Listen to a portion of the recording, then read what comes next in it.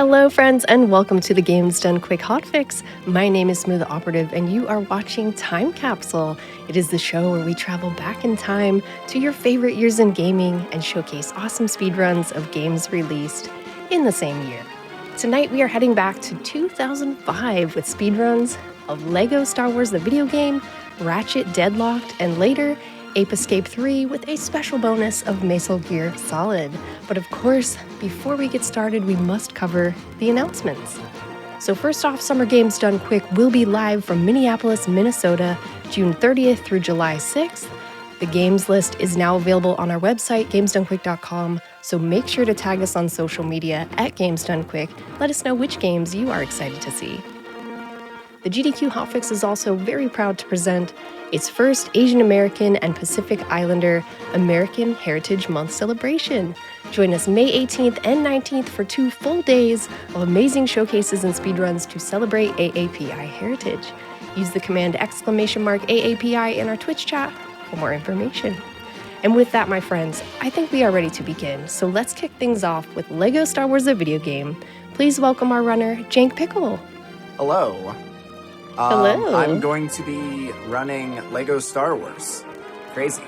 Wild.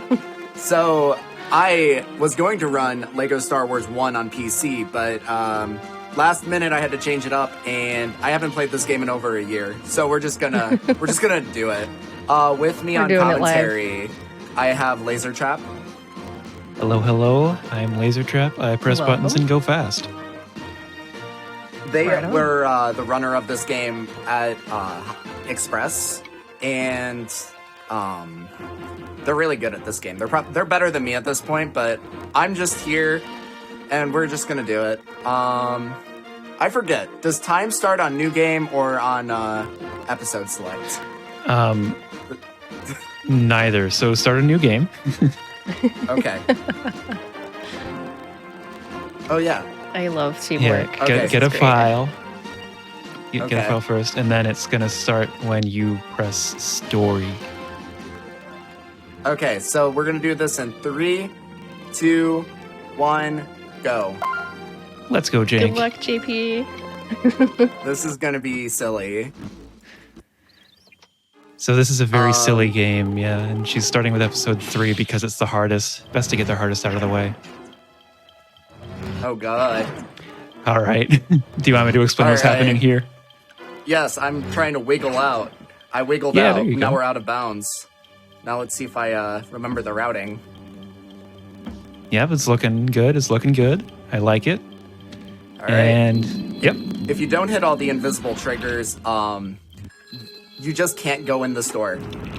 So I did a weird loop around to hit all the triggers. Otherwise you can soft lock. If So, you don't soft lock, it also down takes and like a out. minute. So it's a good thing that we avoided that situation already. And now we're R2. I'm lower health than I like to be. That's okay. There's a full health refill at the end of this section. So we should also explain why that is bad. If you've ever played a LEGO game, you may remember that I forget. it's Did we blow them up yet? L, I think. I am so incredibly low on health right now. That's okay. Don't This do is it, where don't you do get it, your don't do refill. it. I know, but I'm worried I'm gonna die before Oh, then. Oh, this is One silly. bird and a dream. yeah. If you've played a LEGO game, you may know that you respawn on the spot. GBA is not like that. You have to restart the room. If we have to restart this room, that is 2 minutes gone. So, oh boy, let's really hope Yeah. that if you stay still, you We're should so- get it all right on top of you. Yeah. This is one of the longest rooms in the game too. Get off of there. I'm playing with a really weird D-pad right now. It's optimized for Mario World. I didn't find my other controller that I used to play this game with. And so now we've got All right, another now- of these out of bounds clips. Sorry for talking over you there. Oh, good. Oh god. I used to be really good at these. you were better than me at those. That's where you gain all that time on me in the run.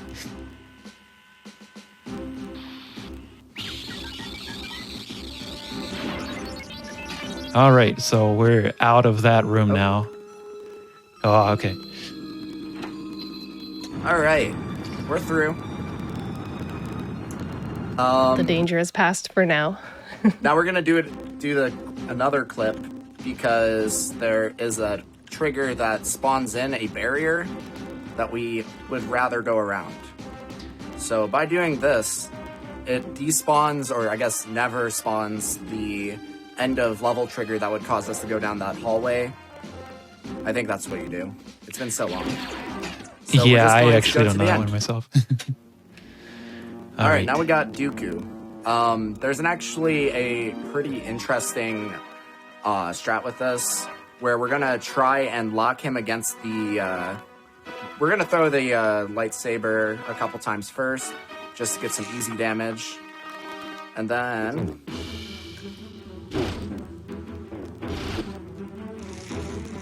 Get that easy damage. This is a good start. You're looking good. All right, now we're gonna try and lock him.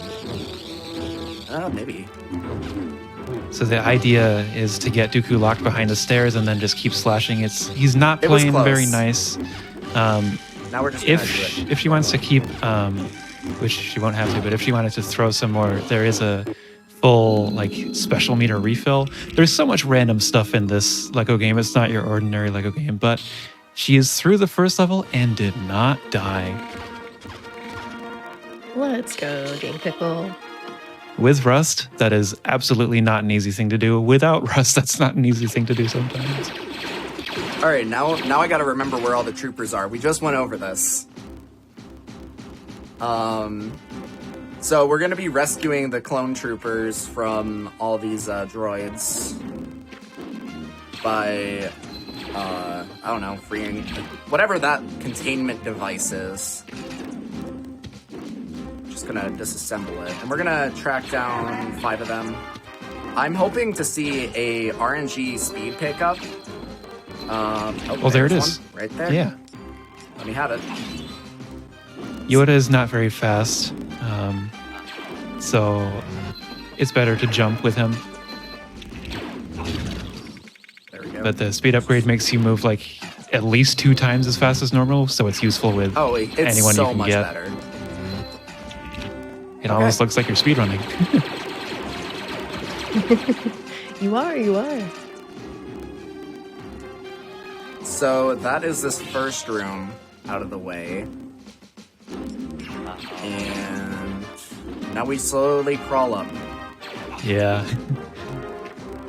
This game also tries to do a little bit too much and can start slowing down sometimes to add to all the time. Yoda's, yeah. Especially in episode 3, which is so hard because of the enemy density. Here it can cause crashes. Stupid jump. This is Bury the Barrier, and she's cleared Bury the Barrier. Let's go. Oh, I don't think that's fall off. Yeah. Oh. I don't think that happened in any of your other runs that I commentated, so well done. Yeah. Don't forget to switch to Chewie, by the way. Switch to Chewie, yeah. Good call, thank you. Yeah, I hope I don't have to. I hope I don't have to remind you too much, but just so everyone's clear, Jank did ask me to remind them of things so that we can keep this run going as smoothly as possible. Yeah, I haven't played this game in a while. Most of my current game knowledge comes from their practice runs, and we're just going with it. It's not a disaster yet. No, this actually only looks like minor rust at the most right now. I'm getting some weird yeah. directional inputs because basically what is up with this controller is the up and down buttons are basically sawed off. Because in Mario World there are some there's issues with up throws and misinputs, and it's not something I want to deal with. So This is also the only controller I have right now. There's something else that I... So you said... Sorry. Oh, go Sorry. ahead. There's something else I did want to mention because she did die but then respawn on the spot. We kind of glossed over it, but there was something she bought. You can buy a revive drone, which is really useful, and people do that at world record attempts as well. And it came into clutch right there because that's through another level without having to restart the room. Yeah. Nice. Nice. So far, so good. Utapau time. I forget. We just go down, right? Yep, just keep going. Anything. Keep going. This is another very, very long room with a lot happening. I'm going to remind you when you get to the R4 section, don't talk to R4 too quickly because that's a soft lock. Yeah, there's a lot of those. Yep. A lot of those. Also, R4 should not be alive. Well, whatever a droid version of alive is. Canonically, R4 was shot down in the battle over Coruscant, which we didn't see in this version of Episode 3. But they wanted an astromech and chose R4. Why did they need an astromech? I have no idea.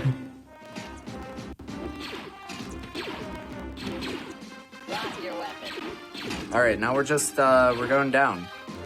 Yep. So that's what we're doing.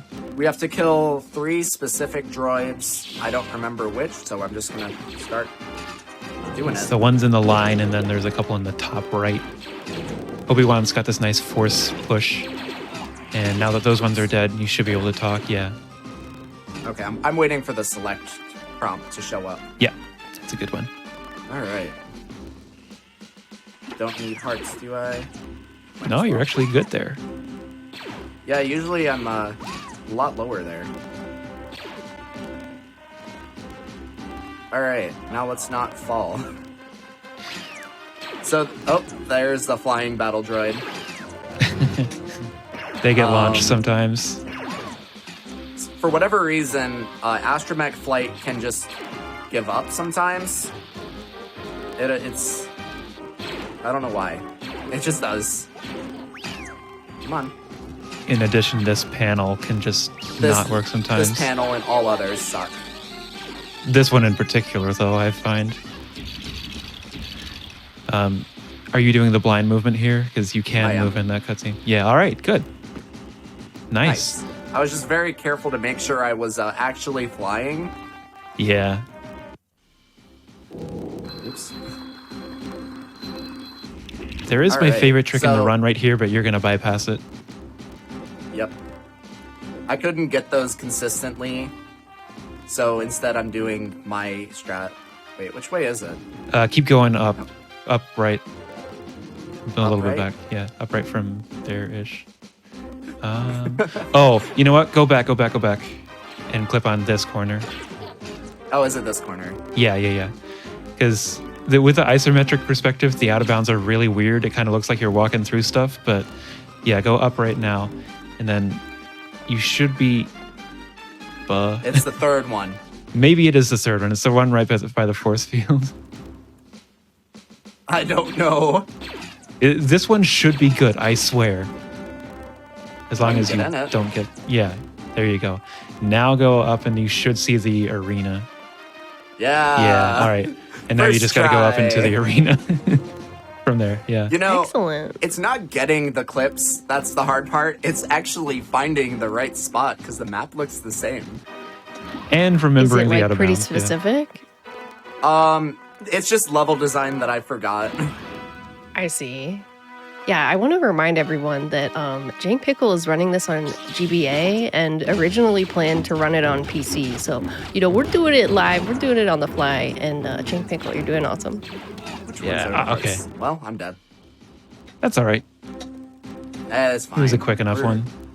Surviving.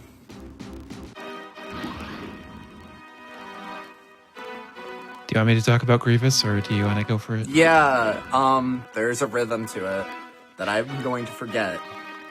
It's like So go for it. Yeah, so first of all, there are all of these super battle droids on the floor. You're supposed to take them out. Oh, you want that for sure, because that's an attack upgrade. So you're supposed to take all the supers out first, but you don't have to.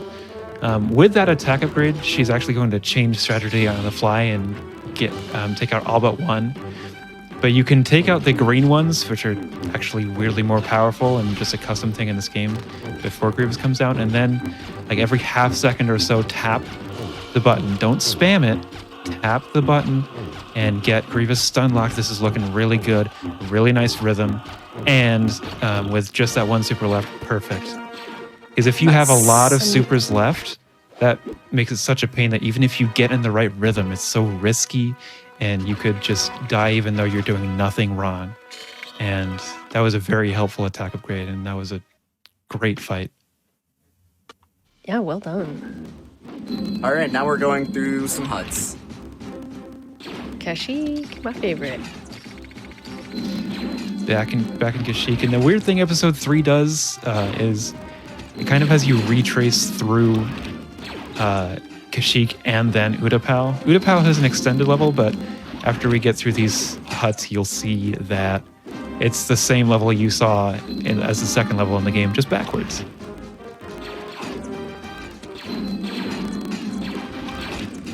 Nothing much going on, but she did already collect 25 studs, which is what you'll need to buy a revive drone later on.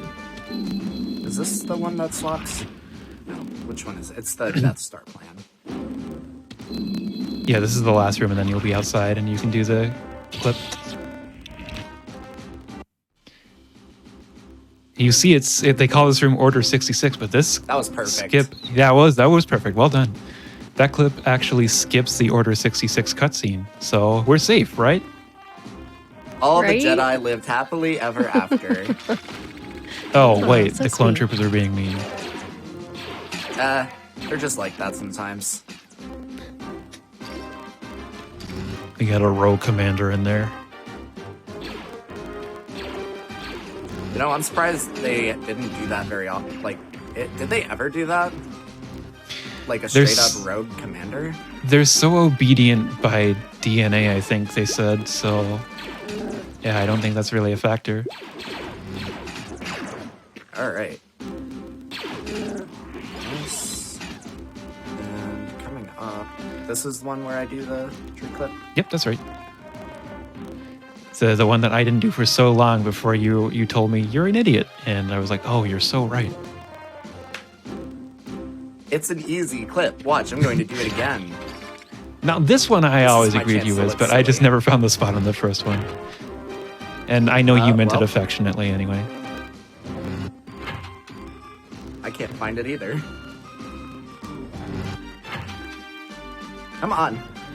Any second. You're in the right There we spot. It's just that these clips are so finicky that you can only press the extra direction like for a couple of frames maximum. Oh, this is the one where I go this way. Yep, keep going that way. And then there's some buttons you have to press. I have a lot of health. That I have a is strange amount of health. that is unusual He's a tank. because that transition I've always known to take close to half of your health for no reason at all. Like the room transition just gobbles up health for Yeah. I don't know, a 5-course meal. Open. That one's always slow, don't worry.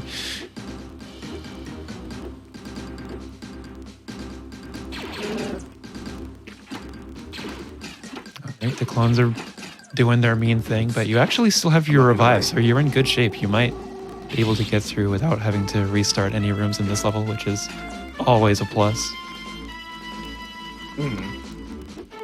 Yep, now we begin the slow backtrack back. You can see that the game is slowing down a little bit. It is struggling. Is this a normal behavior for this section? Oh, absolutely. This is a normal Okay. behavior for the game. It gets so much worse from here. The next level has a spot that it can crash, and okay, so you took a death, but you had the revive, so now you should be good for this room. little bit Forget the to spots. the left, Jink. Is it? Yeah, it's to the left of this hut. There it is. There it is. Yeah, again, there's some routing I forgot. Don't worry. That's okay. The next one is on the dock where the clone was, then it's by the wall, and then it's on the other side of the wall. Oh yeah, there's that one. There's a fun thing in this room where sometimes the lag can cause the laggiest enemies to just not appear, and there's other times where they do appear, and it's a really slow end to the level. I got good health for it, so I'm seeing some. Oh, you're seeing Not some, like all right. You can see them behind the wall. Like, it's nice as a game to let you know they're there, but there's, at this point, probably nothing you can do to avoid them. Is the big one there? Yeah, Oh, yeah. Yep. You're going to see the game slow to a crawl. Oh my god. Oh, look at the speed of that slash. It's like slow-mo fight sequence. This is Yoda's how I played epic. every game as a child.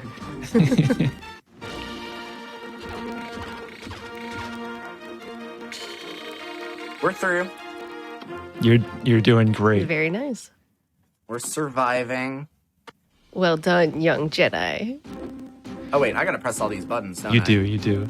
Actually, Smooth, when you said that, you reminded me of how much character this game actually has, like just in the load screens, because you've got you got Yoda saying, "Done well, you have, young Jedi." was like, Yeah. I'm I was trying to 21. read I'm not some of that it. young. And he's also like, "Saved the game is." I pay my taxes. Oh, I think you might have skipped the trigger to activate this section. Not sure. Hopefully you'll get through this room. Okay, you did. Phew. That's Yeah, no, that one doesn't spawn on a trigger. That's a tighter route than I usually take, so I wasn't sure. Kind of looks like I'm pretty sure that doesn't even have a Palpatine saying trigger. "Order GG" there. Order GG. Just saying. Oh, and I didn't make that jump. It's close. You I'm can clip very it if you low on want health. to. Yeah, this. Oh, So, nice. Okay. I'm deviating from my usual route. As long as it doesn't crash, this room does crash a lot. And it likes to should be crash good. near the end as well. Oh So- yeah, no, this is the final room of this level, and then we're going to see, so I'm not going to attack anything. Or and jump, I'm going to attempt yeah. to take a good route. Yeah. So basically, But I what might we have spawned in everything. yeah. Yep. It's rough. Oh yeah, hello everyone. Yep. Oh, ew. Ew, oh, Oh There it no, is. Jank. woohoo! I'm so sorry. It's a soft lock. Oh, yeah, that's a it's straight up soft crash. That it is so over. We got to play that whole level again. So it's just like random when this soft lock happens? There's no way around it? It's got something to do with spawning in enemies. I see. Oh man. It can only handle so many at a time, and that is more than it can handle. So when I went for health, I should have just taken the death, but oh well. It's okay, we'll try it again. Do it again.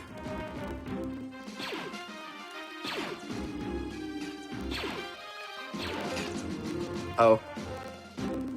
Okay, so yeah, I don't think there's anything that has to spawn in here. So we're just going to run back to that spot. Thankfully, it's short up to that point.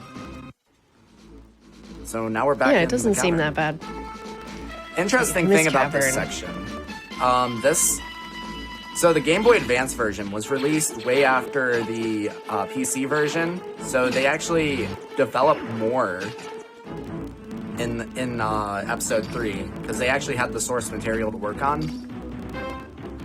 I got the hard jump that time. Very nice. So you think... So the GBA version's a bit more robust, you'd say? Only in episode 3. You should see episode 2.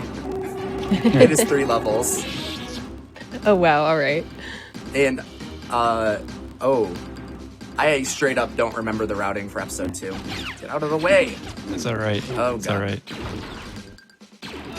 Come on. All right. I have never seen it crash twice in a row. Also, sorry that I got disconnected for a second, but I should be back. I hope everyone can hear me well. Okay. I can hear you just fine. All right, so see how that group didn't spawn in? That's good. Oh, no, I don't want that. It's very hard to clip with speed. So, wiggle, and we should be good. Just jump up, yeah. Yeah, you're good. Okay. So when you are on those like kind of invisible planes, are you like safe or can you still be attacked? You're generally safe, yeah. I don't Although- think they can shoot through walls, if that's what you're asking. Right. There are some yeah, 'cause sections it's with like- death planes. Okay. It seems like the walls are, a bit of a suggestion whenever we start going out of bounds. Oh, The yeah. big thing is the corners are made very badly. The convex corners. Like, I haven't found a single one that you can't clip through. Now, I haven't tried all of them, Oops, but I forgot. any of them that I need to in a speedrun lets me. Oh, this section's like really long casually, isn't it? It's a very big loop around the room, yeah, but that's a, a simple jump there. That's our skip. It's We just not jump on quite it. as easy as it looks, but it is just that simple. All right. So now we're going to do a quick kill for Anakin by, well, Oh, yeah, this is No. you got the bad one. You're going to have to fall and take a death. all right. Don't not kill me. Okay.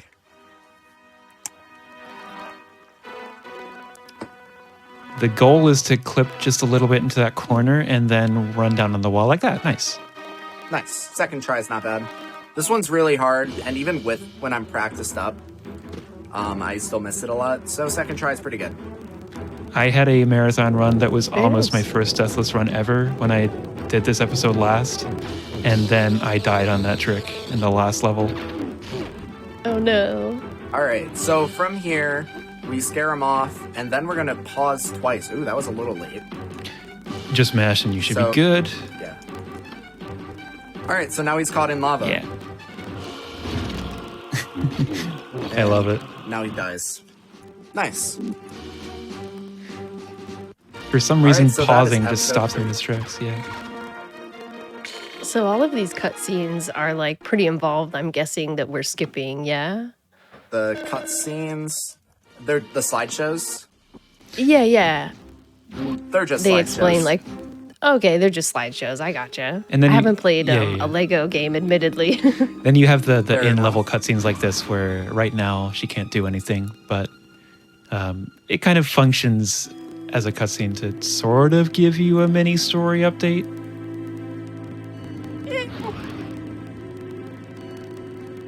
All right, so this has some weird out of bounds movement.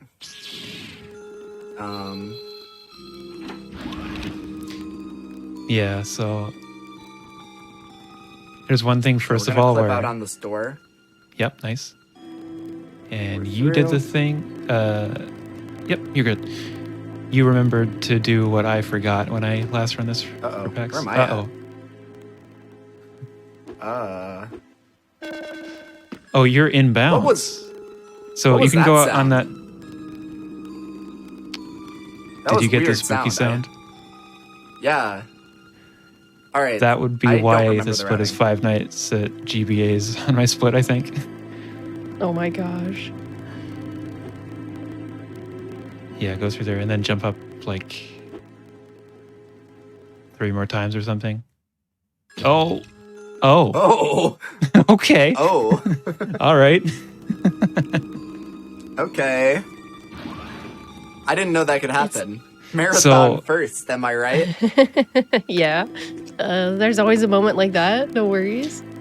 I think I can help you with your route because I had like the opposite problem at PAX.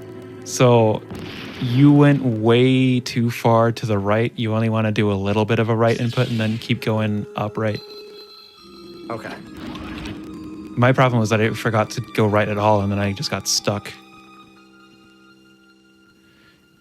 Right, a little bit, and then yep. Then keep going for a bit. Okay. Now go to the right and jump up like 4 times. Goodbye. You gotta jump up sooner. That's what's going on. This is deviating from how I did it. So I'm trusting your method. Okay. All right. I think I know what I'm talking about. But yeah, once again, huge props to you for doing this. Did you play this at all in 2023 even? No, I didn't. I played some Mario Wonder. That's what I did. You did? You had an awesome... Oh, yeah, the new hotness. Had an awesome AGDQ run of that. Huh? You got the cutscene, that's all right. And then I just haven't seen that before. Don't jump yet. I'm a little bit scared for you. So I'm also a little bit scared for me. Go right now and do 4 full jumps up straight away. Keep going. What? Keep going. And then you should... Nope. No! Where am I? All right. Oh. The negotiations were not short. Sometimes, the contracts, everything, you got to spend a little time on it.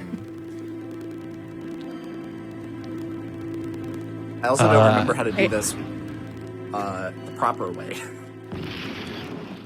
I'm trying to get my teacher brain on because I work in school, so I'm going to try and... All right. I'm going to tell you what to do, and you're just going to have to do it, but not before I tell you to, okay? Okay. All right. You're going to have to. Tech support's worst nightmare. Okay. Go I'm just letting you talk. Straight right for like half a second, and then keep going upright until you see the little corner platform thing. You know what I'm talking about? Yeah. That one there. Now, hold right, keep holding right, but jump up 5 full times. Keep holding right. And then... Oh, okay. So I guess you have to... I guess the reason we do it is like when you see the wall for the plane that you're trying to get back to, that's when you want to do a jump. I don't know if that made any sense. Oof. I'm like really trying you to got this. think of exactly what I do. I can pull up a video. I think I hold upright more. I think I do a lot of upright.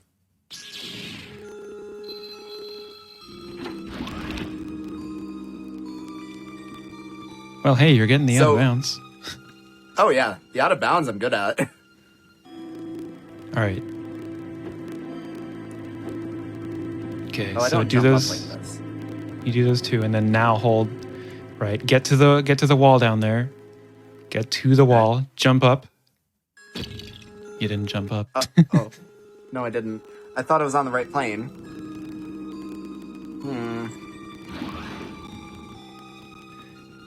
Hey, I feel like you're very close. We're figuring it out. The room transition to get out of this room is right there. Yeah. Shoot. Pull up my video because I know my routing and I'll remember it a little better. All right. We're fixing it live.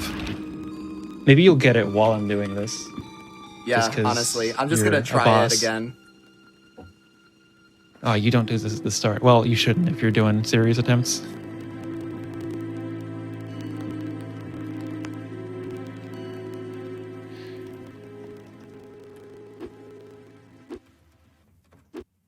I'm trying this. Oh, I'm good. Oh, hey. I'm through. I was in another tab. Nice. Let's go. We're in the interior. Let's All go. right. Sorry, my instructions didn't help. Yeah, I did it a completely different way. Yeah, I've been copying Schneeheide, and I want to give a shout out to Schneeheide because her run was very ahead of its time in 2018 before many people really showed up to the game. Oh yeah, and that run still holds up well.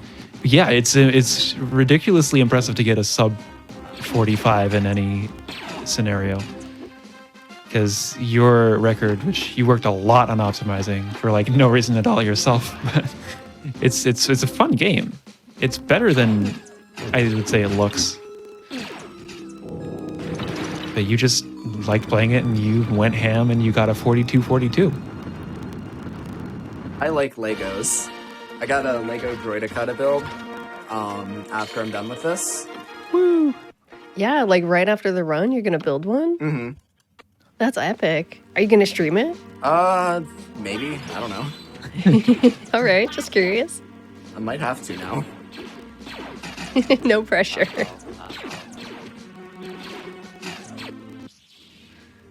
All right, I haven't done this in a while. This part is relatively simple, so Jar Jar makes a funny sound. I'll shut up for that. This is the Lego set I got. I don't know if you can see it. I think you can.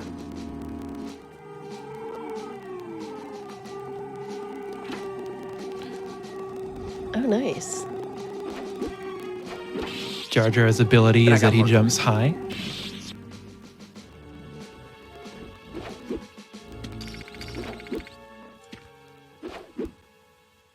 Yeah, I'm a gamer. I made those jumps. You didn't even have to. Nope. So yeah, get that attack upgrade there. And Jar Jar's special attack is yelling like he does and just flailing his arms and bam. These little cannons actually take a long time to take out if you're not using a special attack, but you know, yelling and flailing, try it for yourself sometimes. You might break some things yourself.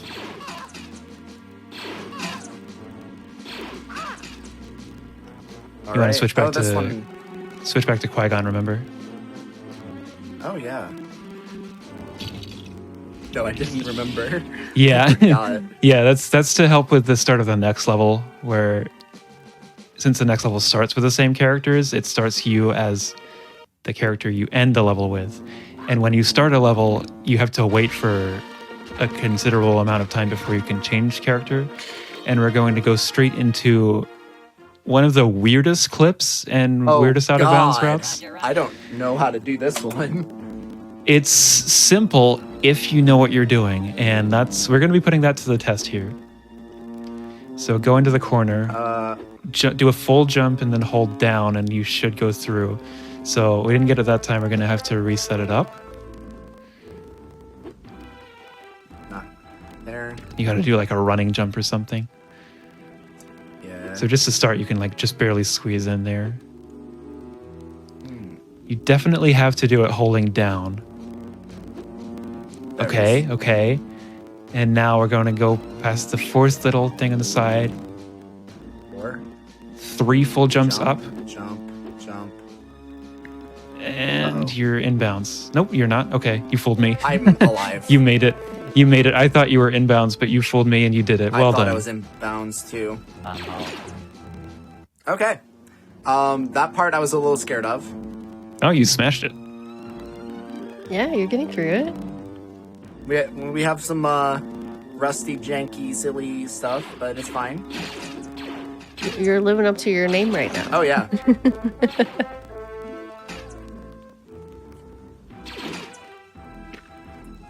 This is a functional video game. Just a quick little skip so I can switch. Oh, I forgot to switch to Jar Jar. Right. The intent was there. This jump straight up doesn't function. It's not supposed to, but it does sometimes. But it's not supposed to, so technically they did their job. Just not 100%. They tried to prevent you from doing that. But Jake Pickle's just too I don't think cool. they even tried to prevent you from doing that. I think that's just how the engine runs. Kind of. They definitely tried to prevent you from actually shooting these targets too. Like, they are not where they say they are. Oh, yeah.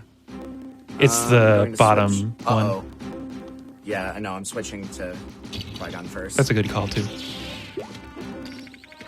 All right. Stand there and you get a free speed drop. All right, do you think you remember where all these guys are? Down? No, I don't. All right, so you're already doing a weird route, but that's okay. Hold up, this might be faster though. Hold up. Are we cooking? Are there two up here? I would go the other way. Go to the Starfighter on the left. On the left? Yeah. Because like So the I other think one, this is the one there's I one at grabbed. the like, yeah. So you got that one. Now go up a little Okay. bit. Okay. You should be able to grab a heart somewhere. Yeah, go up this one. Because this is where I usually go up. You're going to get a speed upgrade, although I might have lied about the hearts. You're invincible while using the Force. And then jump up to the heart on the starship, maybe. Behind the starship, I think this one is. Okay. You gotta go not back faster. up. You gotta I'm go not back up. going to. I'm just gonna go for it. This is a mistake, by the way. Never mind. Yeah, I guess you're right. It wasn't faster. No. Yeah, I didn't I realize there forgot. was a wall between them. Okay, that's why the route is what it is. I never questioned why the route is what it is. I just did what Schneeheide did. Yeah, I've made exactly maybe 2 changes to the route. I started doing episode 3 first, and I also found out you can just automatically blow up R2's bombs. We just didn't know that was a game mechanic. It's pretty helpful, so thank you for doing both of those things. It's technically slower to start with episode 3 because it takes like almost a full second to scroll the menu, but it makes up for it by getting episode 3 out of the way first. Yeah, ultimately worth it. You're by no means home free once you get into episodes 1 and 2. Because this Yeah, is I mean, a very you can hard have game. negotiations like that.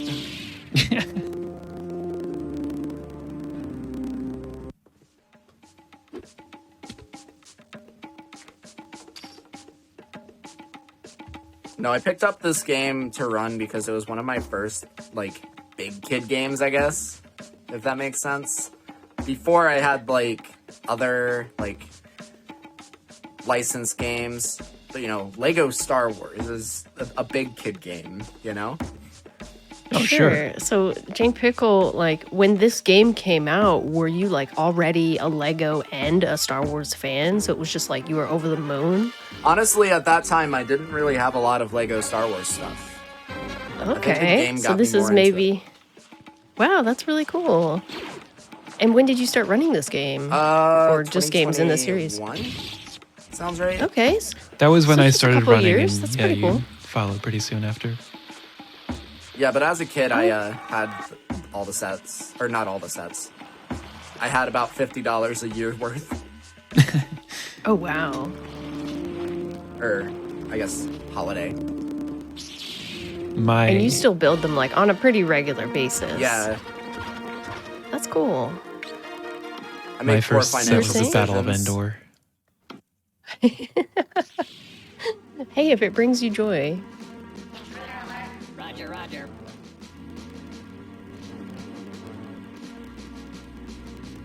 Uh-oh. Blast him! Hey, we're at the last level of episode 1. gosh. Good job. Roger, roger. They're like Oh, yeah. like cursing. They really are. Language, young droid.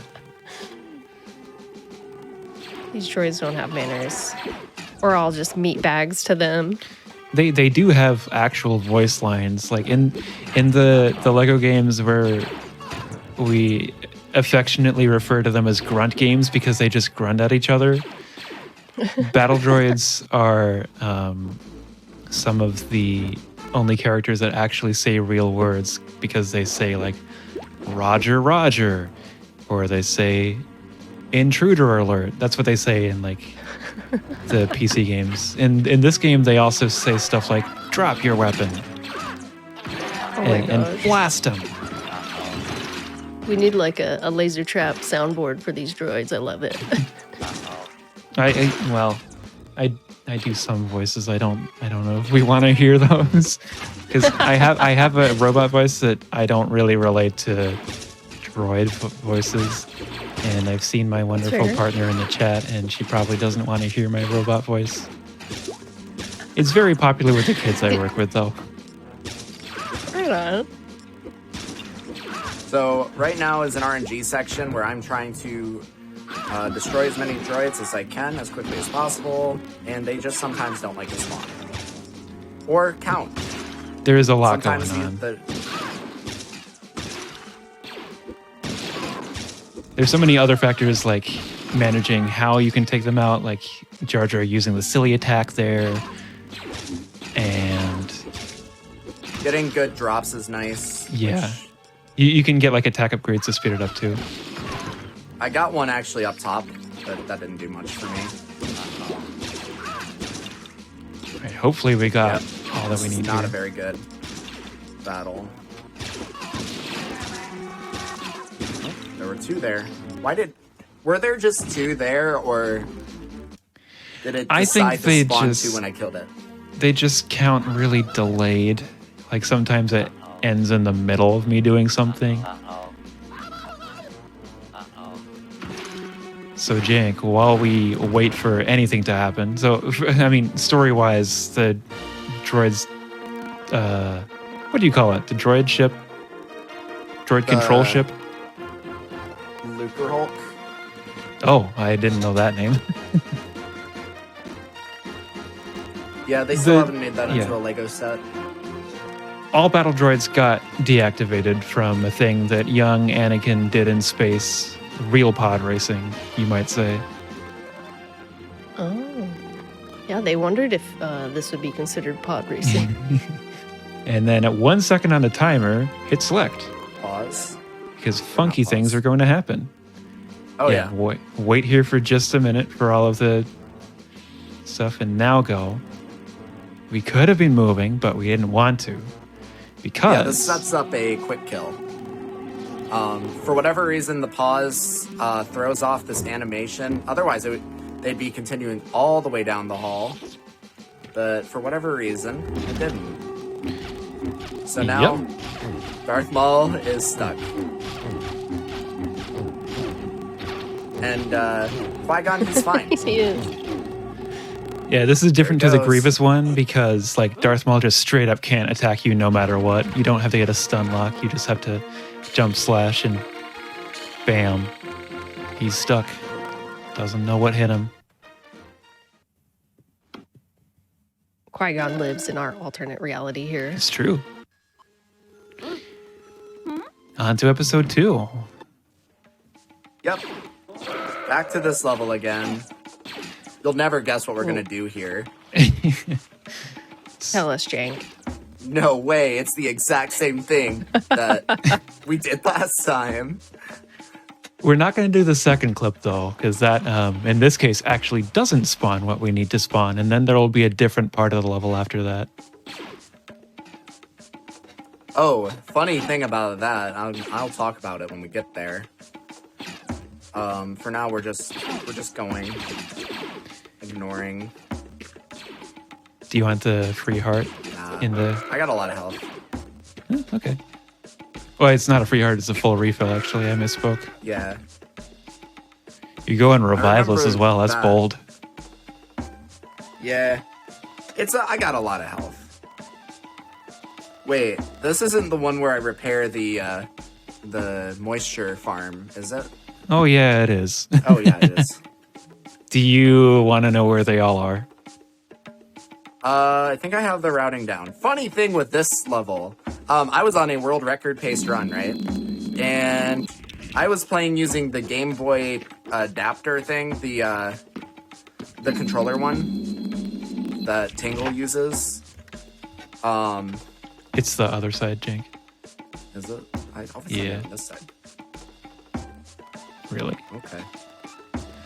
Not that side, like the other tunnel thing. Oh, is it? Yeah. No, I've gotten it on this one. It's interesting that we have so this doesn't even look like a corner to begin with. It just there is corner collision, therefore we can get out of Okay, I guess bounds. I'm doing it your way. Maybe God, I'm your way right. is so much 'cause better. I need to listen to you more often. What did I tell you? So now, even though it doesn't look like, okay, that's Don't jump. risky. You might cause a cutscene to happen. Really? Yeah.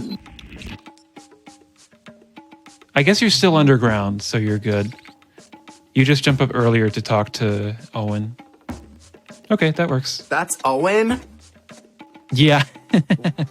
I don't know who else it would be. Oh, I just do you figured want he was some dude. important cutscene? Important cutscene. Happy. Love. Dead. Oh, Anger. And now, something not even the movies showed. This is a little bit dark. Apologies in advance for this. But you know that line where Anakin says about how he killed all of the sand people in revenge for what they did to his mom? Well, he's going to do that. And as he said, not just the men, but the women and children too. He was pretty violent about it in the movie. yeah, Anakin is a scary individual. Somehow, You know, I think I'm doing this wrong. you'll live. Will I? Oh, yeah. Did you get the full refill yet? No. Okay.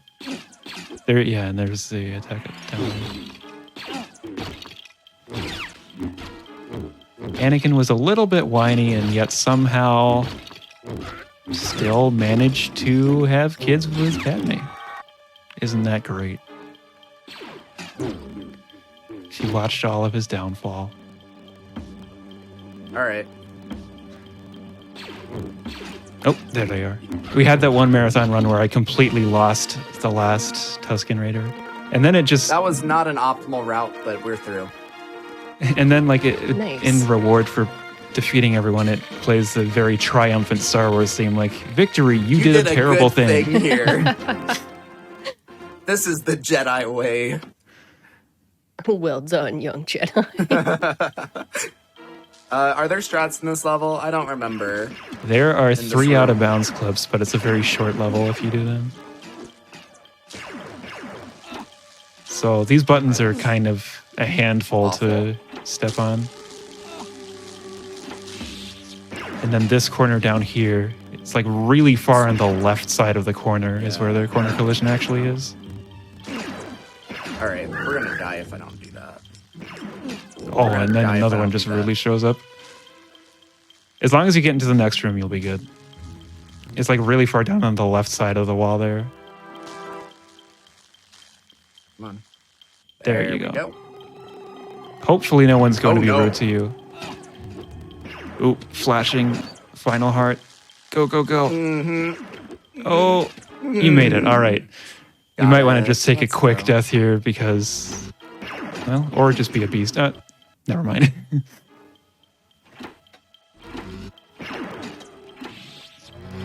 Do I clip out here? Yes. Yeah, and then go down left. Down left on this one? Down left after you clip out of bounds. Down left. There you go. All the way? Yep.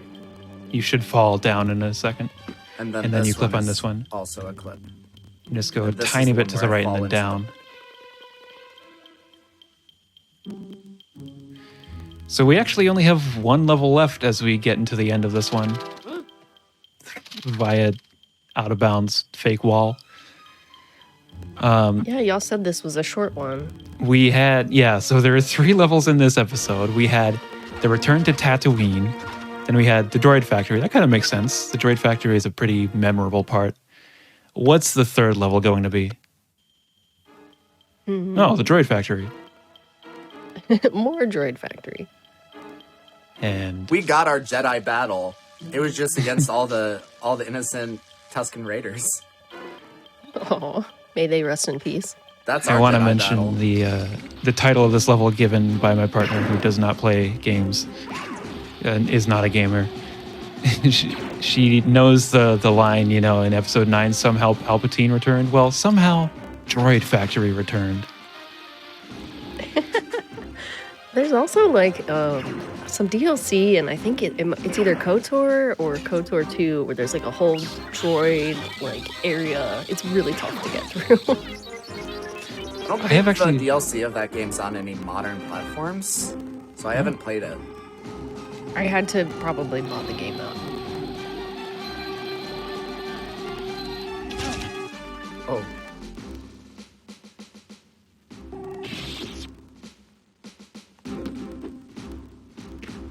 This last level is kind of a long one, but... I started on R2? I do.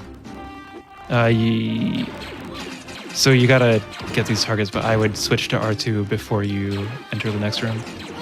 Yeah.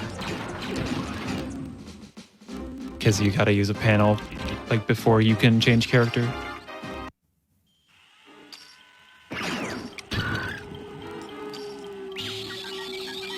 Okay. And she's going fast. But am I going the right way? You gotta go down to the panel. But yeah, you were going the right way.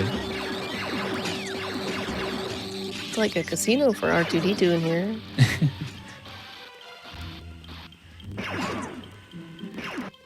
You might recognize this room, except the buttons are in a different spot.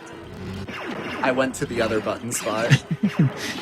And then, so this is a strat that I only picked up recently. Oh, you gotta go way closer to the fence than that to spawn. Yeah.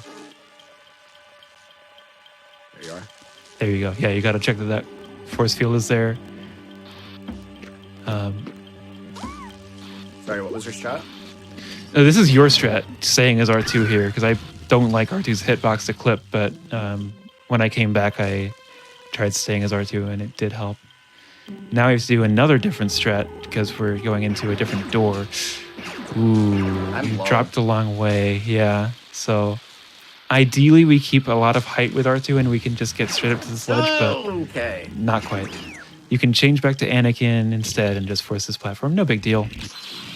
Hopefully you'll have... Okay, they burned their shots.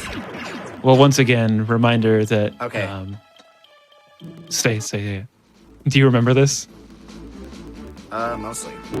I was just going to say that when you're using the Force, you're invincible. Time is going to be in like a minute, maybe a little bit less. And Jank, I think... Since you have so much to do, you can also talk while doing what you're doing, right? Oh yeah, this is very intense boss fight. I snuck in an early hit, but I'm gonna really... it's close. It's gonna be close. I'm at 1 heart. And time's after the screen. Yeah, time is not yet. I don't remember. So you saw Anakin throw the lightsaber around the corner. It was a very, very cool shot. But because she did that, that made Count Dooku very allergic to Yoda. Yeah. So that was get a ready very on time. silly run, but it actually we finished. And time. Nice. Gee. It was only marginally a disaster. That was fun. Laser Trap, thank you for walking me through that. Oh my gosh. That was silly. Seriously. It is great to see someone else playing this game too. I really love this game. Yeah, you did you're not the one excellent stuck job. playing it this time. You'll have to reverse the roles next time.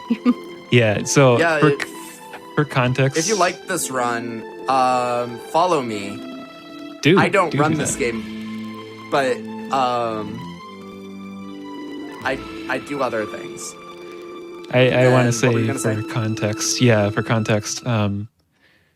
If you missed it at the start of this run, Jank was practicing Lego Star Wars, the video game, for the PC, which is something that you might have played, like also on consoles, like GameCube, PS2, stuff like that, growing up.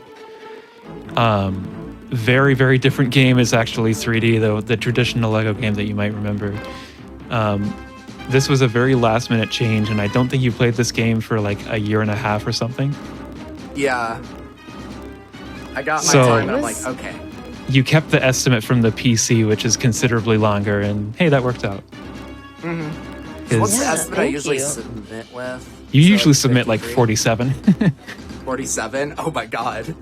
Yeah, my Oh, wow, okay. my PB on this game is like 42 something. Yeah, 42, So, 42. You know, we got about 12 minutes to shave off. 11 minutes. Yeah, I'm not gonna do that. Thank you then. Not Yeah, right now. thank you, Jank Pickle, for running this, and you know, it was really great seeing both of you work together, coming up with these strats on the fly. So excellent work. Is there anything else that the two of you would like to say before we switch to the next game?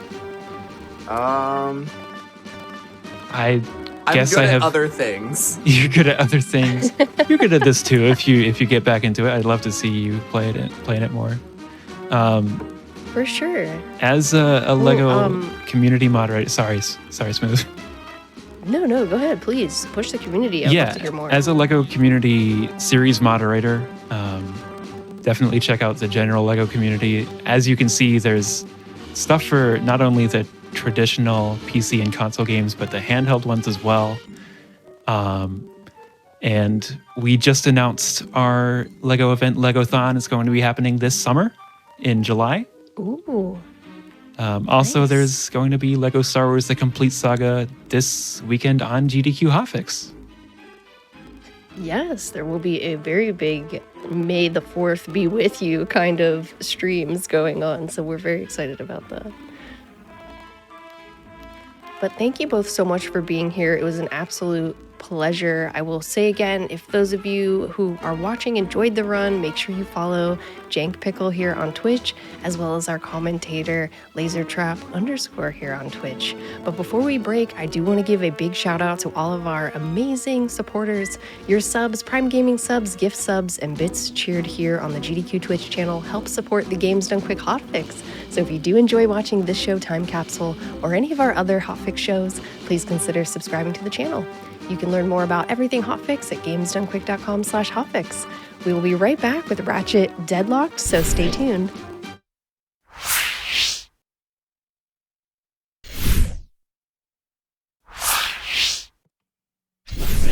Hello again, everyone, and welcome back to the Games Done Quick Hotfix. I'm your host, Smooth Operative, and you are watching Time Capsule. We are set to go for our next game, which is Ratchet Deadlocked. So please welcome our runner, the Sag Bean. Hey.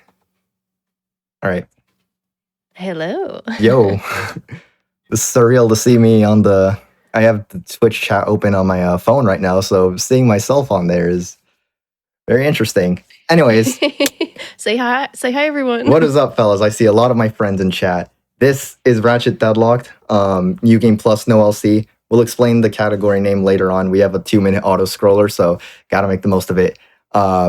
This is a very fun game, a lot of good movement, and this is like one of those few games where I just can't think of anything that is really like off-putting about it. It's just very smooth experience. So I can't wait to show it off to y'all. Joining me on the commentary is Hey, what's up, guys? It's Marathon Man. Mr. Man. Welcome. Mr. Man. Yeah, fan favorite Ratchet and Clank speedrunner, fan favorite Velden lover. So, all right. So let's see. I got my live split ready. You never know when this You're will be a two PB. community members of the year. Yeah, and we both hold world records in categories called all missions. So It's true. all right. Nice. So my way of counting down is I'm gonna go from 3, 2, 1, and then when I say go, it's game on. So y'all ready? Oh, absolutely. All right, let's go. 3, 2, 1, go. All right. Good Let's luck. do it. Already, we got like a quirky strat here. So every game has like a machine pistol kind of weapon. And when you upgrade them to the max level, the bullets ricochet off walls. And we're going to abuse that in this first room. This is like teaching you the camera controls since you play in a camera mode called Lock Strafe. So yeah, we have that room. And then we have this room where you have to fight some enemies. And we just kind of point the Vulcan cannon, which is our shotgun. And that's your tutorial. Yeah, 2 rooms. and it's game on. So Short and sweet. And this is NG Plus, so we do have everything at this point all maxed out, all the crazy OP weapons. There's only 10, and I think, I could be wrong, I believe we do use all 10. we use all of them. Yep, every weapon. So all your favorite weapons, even your least favorite weapon, gets at least a little screen time. So this is the first mission of the game, Advanced Qualifier. There's going to be a skip to the end that we do. As you can see, there were like these two robots right here. Oh, I missed that guy.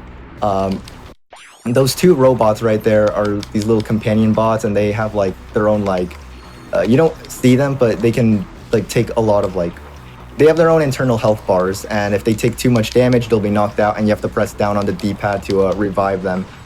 So the cutscene that introduces that, we skip the trigger for it, and because of that, we can somehow skip to the very end of the level like this. So we just skipped a few arena fights.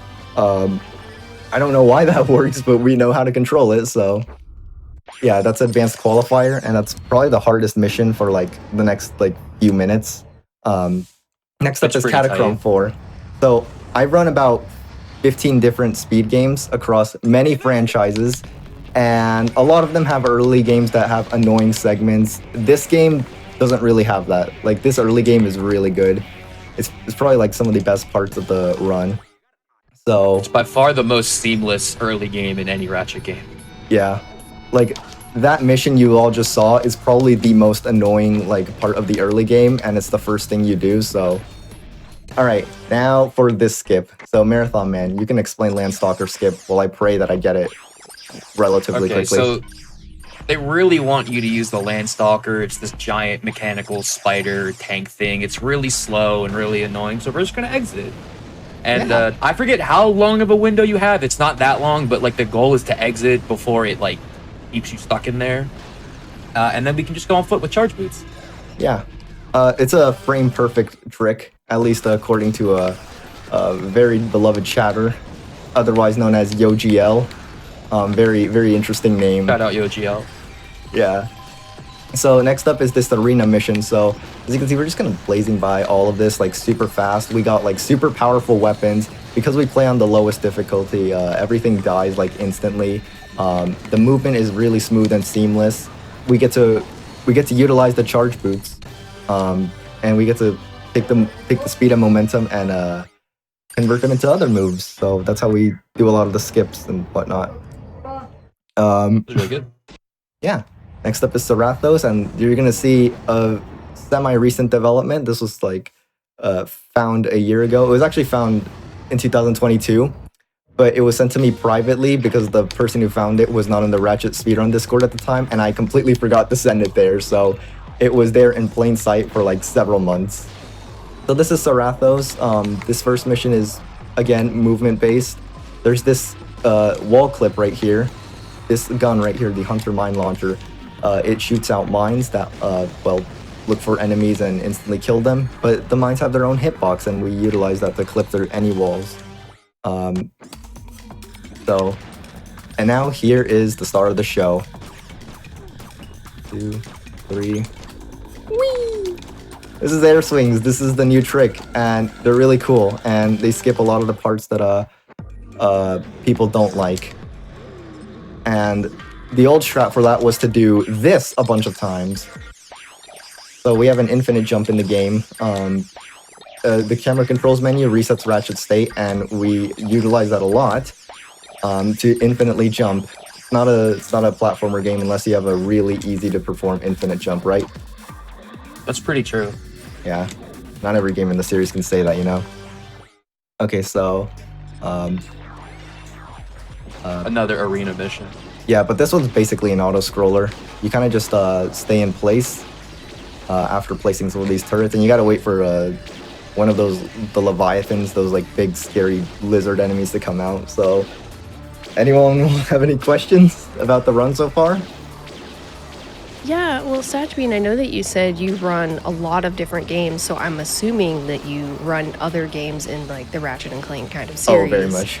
How does this game, like moveset wise, compare to some of the other like Ratchet and Clank games? And also, where is Clank? Okay, so Clank, story-wise, story-wise, he has to like monitor Ratchet's progress. That's what they say. He's like a mission engineer, and throughout the game he gives you like tips and whatnot. He tells you like what to do. But I have the dialogue turned off since I already know what he says. I don't need to hear it 1,000 times. That's fair, yeah. And then as for the movement, the first 4 Ratchet and Clank games on PlayStation 2 all share the same kind of like style of speedrun, in the sense that you're always building up momentum and you want to convert it into other moves. So Ratchet 1 has its own like way of doing this. Ratchet 1 has like a billion ways to like begin to have momentum and whatnot. Ratchet 2 and 3 have the charge boots. So this game is mostly reminiscent of like, this is kind of like has similar movement to those games. So I like the movement in this game a lot. Because we play in lock strafe, you're never like everyone that speedruns a 3D platformer has probably thought to themselves at least once, like, oh, the camera, dude, come on, why is the camera doing this? Oh, the camera messed me up. You will never be saying that 100%. Sentence in this game. That is, wow. Yeah, lock strafe just makes this. I feel like that's like enough of a reason to want to speedrun it, you know? Yeah.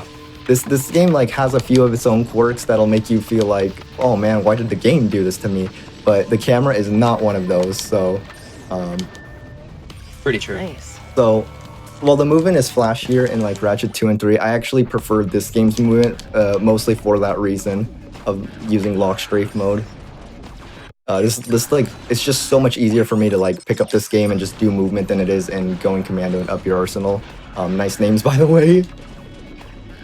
Yeah, they're very cheeky over there. Yeah. The devs. Deadlocked also got its name changed in PAL regions, but not because of like any like, you know, double meanings, but rather just because of translation issues. But it's funny to watch people be like, I wonder what the innuendo is, and it's like, no. So wait, what is the alternate name? Ratchet Gladiator, which is actually the version I'm playing on. I'm playing on the European version just because there isn't really any difference. Like, we've theorized some differences, but nothing confirmed. By the way, this is the easiest arena in the whole game. You shoot Shell Shock with the most powerful weapon, the Supernova, and then you wait a little bit and you just spam the Leviathan Flail, which is everyone's fan favorite weapon of this game. And you win. So good. You don't have to memorize any spawn positions. Also, I saw in the chat somebody said Ratchet 3 has lock strafe, and while we do use that, it's not used the entire time. This game is purely lock strafe goodness. Also, the lock strafe in this game is just better because it's more refined. This was the game that they really doubled down on the combat elements of the game. Also, if this all is the my arena favorite missions mission. didn't give it away. This is a fun mission. It's hard if you're a newbie. So those robots respawn every 10 seconds. So sometimes, if you're a little too slow, you might get screwed over and you'll lose a bit of time. So, hold on, let me exit the planet. So right there, I needed both of the. I had golded that Kronos because I used the air swing. Right. Very nice. Yeah. Nice. So, like I said, that mission you have to be really quick with the movement if you want your bots to spawn where they need to be, or else the final boss fight of the level does not trigger. So, yeah, you got to be real quick. And the bot can get stuck behind a door if you mess it up. So this is a Manic Speed Demon. This is like my favorite arena mission of the game because it's just so frantic. You're always like swapping weapons. Like, I started off with the fusion rifle to snipe the ships and those two lizard guys, and then I swapped to the shotgun. Anyways, so this is the Tower of Power. That's what it's called. But you don't actually see the tower in this mission. You'll see it in the next mission. Oh, please. Okay, this air swing is a pretty funky one because of the way. Okay, let's start over. Because of the way those three enemies like kind of function, especially around this area. They have weird properties, so I was somewhat expecting a bit of things to not go my way 100%, but it's fine. I completely forgot I was gonna swag out on this mission. It's okay, I can do it in another mission. I'll show you what I mean by swag out when I get the chance. So I should try and remember that for the next chance I get to do this. It's not anything major, but it's really cool. It's a thing involving the air swings. And now, that in the distance is the Tower of Power. So, alright, let's go. This is one of the hardest air swings in the game. And I think we're gonna get it. We're gonna get it. Nice. Okay. Now I just need to not clip out of bounds, and I will not die. The game, if you try and clip out of bounds in this game, in certain ways, you just instantly die. But that didn't happen to me, which is good. Pretty easy to avoid. So the Tower of Power used to be one of the most like mundane missions in the game. You just kind of charge and jumped up some floors, but now we skip it all with that. So, whew. So very fun early game, but there are definitely some things that can go wrong, and there are a lot of things that can go right. And when they go right, it's just seamless. So, yeah, I'm enjoying the early game so far. This is going well. So, Char, this is a fan favorite planet. It's time. Yeah. There's a kind of meme that snow planets and Ratchet and Clank speedruns are not fun at all. And this is one of the planets that like further enforces the idea. This mission right here, over at that area, there's a bunch of tanks and landstalkers, and the optimal route for this, which is only a tiny bit faster than the route I'm... Yo! It crashed on GDQ! Oh no. It crashed on GDQ! Okay. Is it time for us to say that that's never happened before? Oh no, this happens all the time. This is pretty yeah. Okay, good. Well then. I was hoping sure. we weren't gonna have to have this conversation, but Oh my god. It's okay. You know, we restart it. We'll do it again. Yeah. How's everybody feeling, by the way? Y'all awake? Yeah. So the game commonly crashes on this planet. It's not as common with the method of this level that I do. Oh man. Yeah, don't stress it. We'll run it back. Oh no, I'm not stressed. It's just really funny. There's a clip on my channel from when I was derusting this category a few months back, saying like, man, I have a 40-second lead. Surely nothing's gonna happen on this planet that always kills my runs. And what happened. And is it just on this planet? Oh no, it can happen. Like, this game is prone to crashing like everywhere, but that's where it most commonly happens to me. So this would be a good time to point out that we are playing on the PlayStation 3 version of the game. The game did originally come out on PS2. The PlayStation 3 version was pretty painfully rushed. I don't remember exactly how long the development cycle was, but like it was, you know, it was good enough. We'll put it that way. We love you, Insomniac. Good enough. Held together with string and some duct tape. Yeah, so I was about to brag that method of landstalker stalking I do is really good and consistent, and I don't lose runs to it anymore, but that happened. And I can see my friend Abyss in the chat really letting me have it right now. That. Oof. Yeah, so if you're wondering why the estimate is 47 minutes, that's why. Okay, now the game will not crash, I hope. I need this bot to come over here. Yes, thank you. You've never, yeah, you've never seen somebody so excited to hardlock their game. Actually, I know the previous run had a hardlock as well, so 2 for 2. It's wow. just- 2 for 2. Yeah, it's the theme tonight. Softlocked, hardlocked. So this bull crank right here is why everyone hates this planet, because the old method, you would do this 1 second, and you would run away, and you just hope that the bots don't get knocked out by all those landstalkers. But that's like what happens like a lot of the time, and so you lose all your time to that. But that method makes it more consistent. It's only a tiny bit slower. We don't have like timing on it. How do you commentate after that? That's just the greatest thing ever. This is a good run right here. It gives the run personality, and that's what matters most. It keeps you on your toes as well. Yeah. So, this is another bolt crank mission. It's not as like hyped up as this one. You don't have people saying like, okay, landstalker stalking. You know, you have people saying that. You don't have people saying like, oh my god, it's mission 3. So On my live split, I went from 35 seconds behind to 2 minutes and 42 seconds behind. I might turn off Discord screen share because I'm noticing some dropped frames. So that's totally fine. So this planet Orxon is really unique in that it appears in 2 different Ratchet and Clank games, and in both of those games, it causes a lot of time loss and a lot of dead runs. So it's in Ratchet 1, and it has like a few different strats there, but it's also in this game, and because of this mission, you know, you're always gonna have people being like, no, I lost my run. In fact, I have a weird thing happening right now with my bots. I had a bit too much confidence in the bots, but you know, what do you speedrun? This game, all of the PS2 Ratchet and Clank games in the Crash Bandicoot franchise, Spyro franchise, God of War, Jak and Daxter.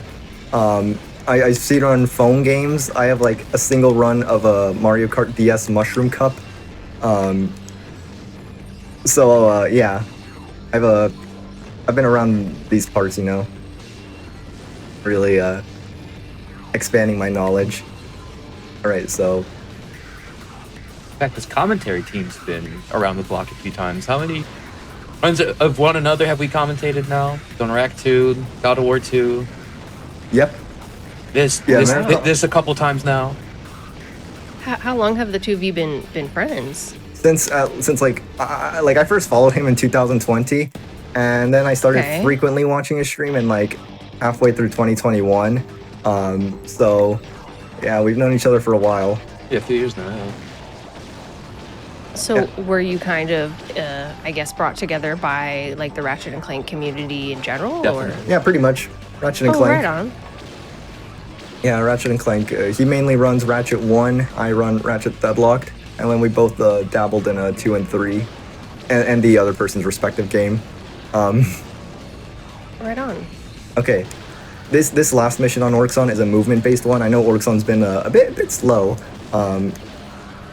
How speedrun the PS3 Ratchet and Clank? I'll answer that in 1 second. I want to flex right now. Okay. Number 1. Number 2. Number 3. And number 4. So yeah, that's Chains of Villainy. You have to go around and destroy 4 giant orbs. And it's a pretty fun mission. You get to do a bit of movement, and it's really just nice and smooth. So speedrunning the PS3 Ratchet and Clank games, those ones do not have identical speedruns to this game or the previous ones, but they're still pretty good in their own right. I actually learned a bit of the Tools of Destruction speedrun, although I had to stop because I was getting a bit busy with life, and other speed games were taking priority, so I shifted my focus, and I thought, you know what, Tools of Destruction will have to wait for another day. So Do you know when that day will be, or are you still kind of working on it? probably I'm basically getting a job over the summer, and I likely won't have time to speedrun as much, so it might have to be after that. That's fair. Stay tuned on the Sajbean to find out when. Make sure y'all follow Sajbean here on Twitch, as well as our commentator Marathon Man as well. Thank you both again for being here. Yeah, thank you for having us. So what were you gonna say, Nick? I accidentally cut you off, but I thought it's too late. Just go with it.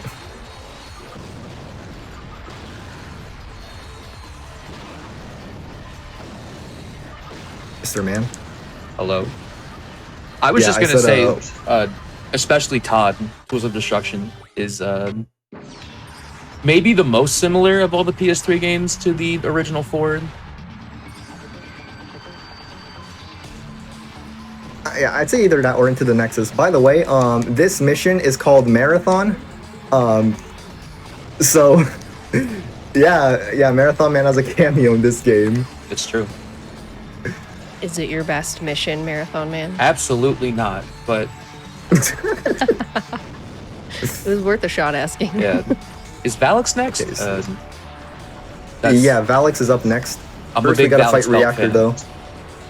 What's my favorite Ratchet and Clank? The original game, followed by this one. So, alright, Reactor. This one's easy. And boom. Reactor is like probably the hardest boss fight in the game, and with That's only because they're all so easy. Yeah, boss fights aren't really going to kill your run in this game, which is good, because nobody likes a boss fight that has a complex setup or kills all your runs and is like halfway through the run. Speaking of which, we're halfway through the run, so... Okay. So, all the Air Swinger fans, this planet's for you, Valix Belt. Okay. This planet's so cool. And... There's so much cool movement. Yeah, so first air swing to skip the entirety of mission 1. And I'm gonna try and flex right now. Yes, I got to do it. Okay, so you can do air swings with the flail, and I did that. That's what I did. I actually have a little video. I have a video on my YouTube channel, and I uploaded it on my Twitter. It's probably the pinned message on my Twitter account, where I just kind of mess around on the planet Kronos with the air swings for a bit. So it's a good 50 seconds if you want something cool to watch after this runs over. This is Space Ace. This is another one of the game's vehicles. You control all of them at some point. This is just a big old ship. So let's see, Marathon Man, can you Oh wait, yeah, just read any questions from the chat because I want to focus on the game and I can't do that. Don't text and drive, kids. So you read anything that you deem, you know. So pretty much like this game will give you a block of planets, and it's kind of broken up. There's like a block of planets, and then you'll go back to Dreadzone Station, do some arena missions, and then another block of planets opens up, and we kind of just go in order, like as they get unlocked, and they're usually all kind of capped off by boss fights. Like we just fought Reactor. There's a few more coming up. Yeah, this game is split up into different segments, which also makes practicing the game pretty fun. Because if you ever need to practice a segment, you just go in the pause menu and boom, you're there. There's pretty much no... that's very nice. Yeah, many speed games have like those things that you practice, but you have to intricately set up before you can even begin to like practice them. This game's not like that. There's like no setup to anything. You just go in the pause menu, select what... Oh, that guy was giving me a time. I could be misremembering. This is the only Ratchet game that's mission-based, right? I mean, Ouya has a little bit of missions, but other than that, yeah, you're right. It's the only one that's like built in this style, I think. Yeah. And okay, I'll just do the easier way for now because I'm having a lot of company on that mine clip. All right, another air swing. This is like the longest air swing in the game. This one looks so cool. Okay. 1, 2, 3, and we're off. All right, so I'm gonna read chat because I don't have to really pay attention for a few seconds. Let's see. Did I like the new Ratchet and Clank? I've not played the new one, so I don't have an opinion on it. I like that they brought back the armor from the old games, though. If I ever get a chance to play it, you know I'm repping the Deadlocked armor first. Of course. Absolutely. It also has the Ratchet and Clank 2 armor, which is cool, the Ace armor, Ace being a crack in time. And then it has an armor set called the Clank armor, which is really cursed, and I love it for that reason. Let's see. It's wonderful. How is my hair so nice? Magic. My hair is really nice because of magic. Planets in a different order. I mean, some games have a different planet order. Thank you for noticing my notice. Yeah, there's a big old sign behind me. It says, if anyone's curious, it says, notice. Thank you for noticing this notice. Your noting it has been noted and reported to the authorities. I got that like in 2018 when I moved into this house, and it really catches people off guard. They're like, hey, what does that sign behind you say? So That's pretty good. This is Planet Torval. Again, it has a lot of the same stuff you've seen before, but the next mission is a bit unique. We're gonna get on the third vehicle introduced in this game, the hover bike, and we have to chase around some drones on that bike. We're gonna destroy one drone with the bike, and we're gonna do a very funny setup with the rocket launcher to destroy the rest of them. Oh, I missed my jump. That's the first one, and ooh. I usually don't mess this mission up, but you know, marathon runs, anything can happen. Gotta keep the audience wondering. Woo! My rocket's fired up all the way into the air, not expected, but that's okay.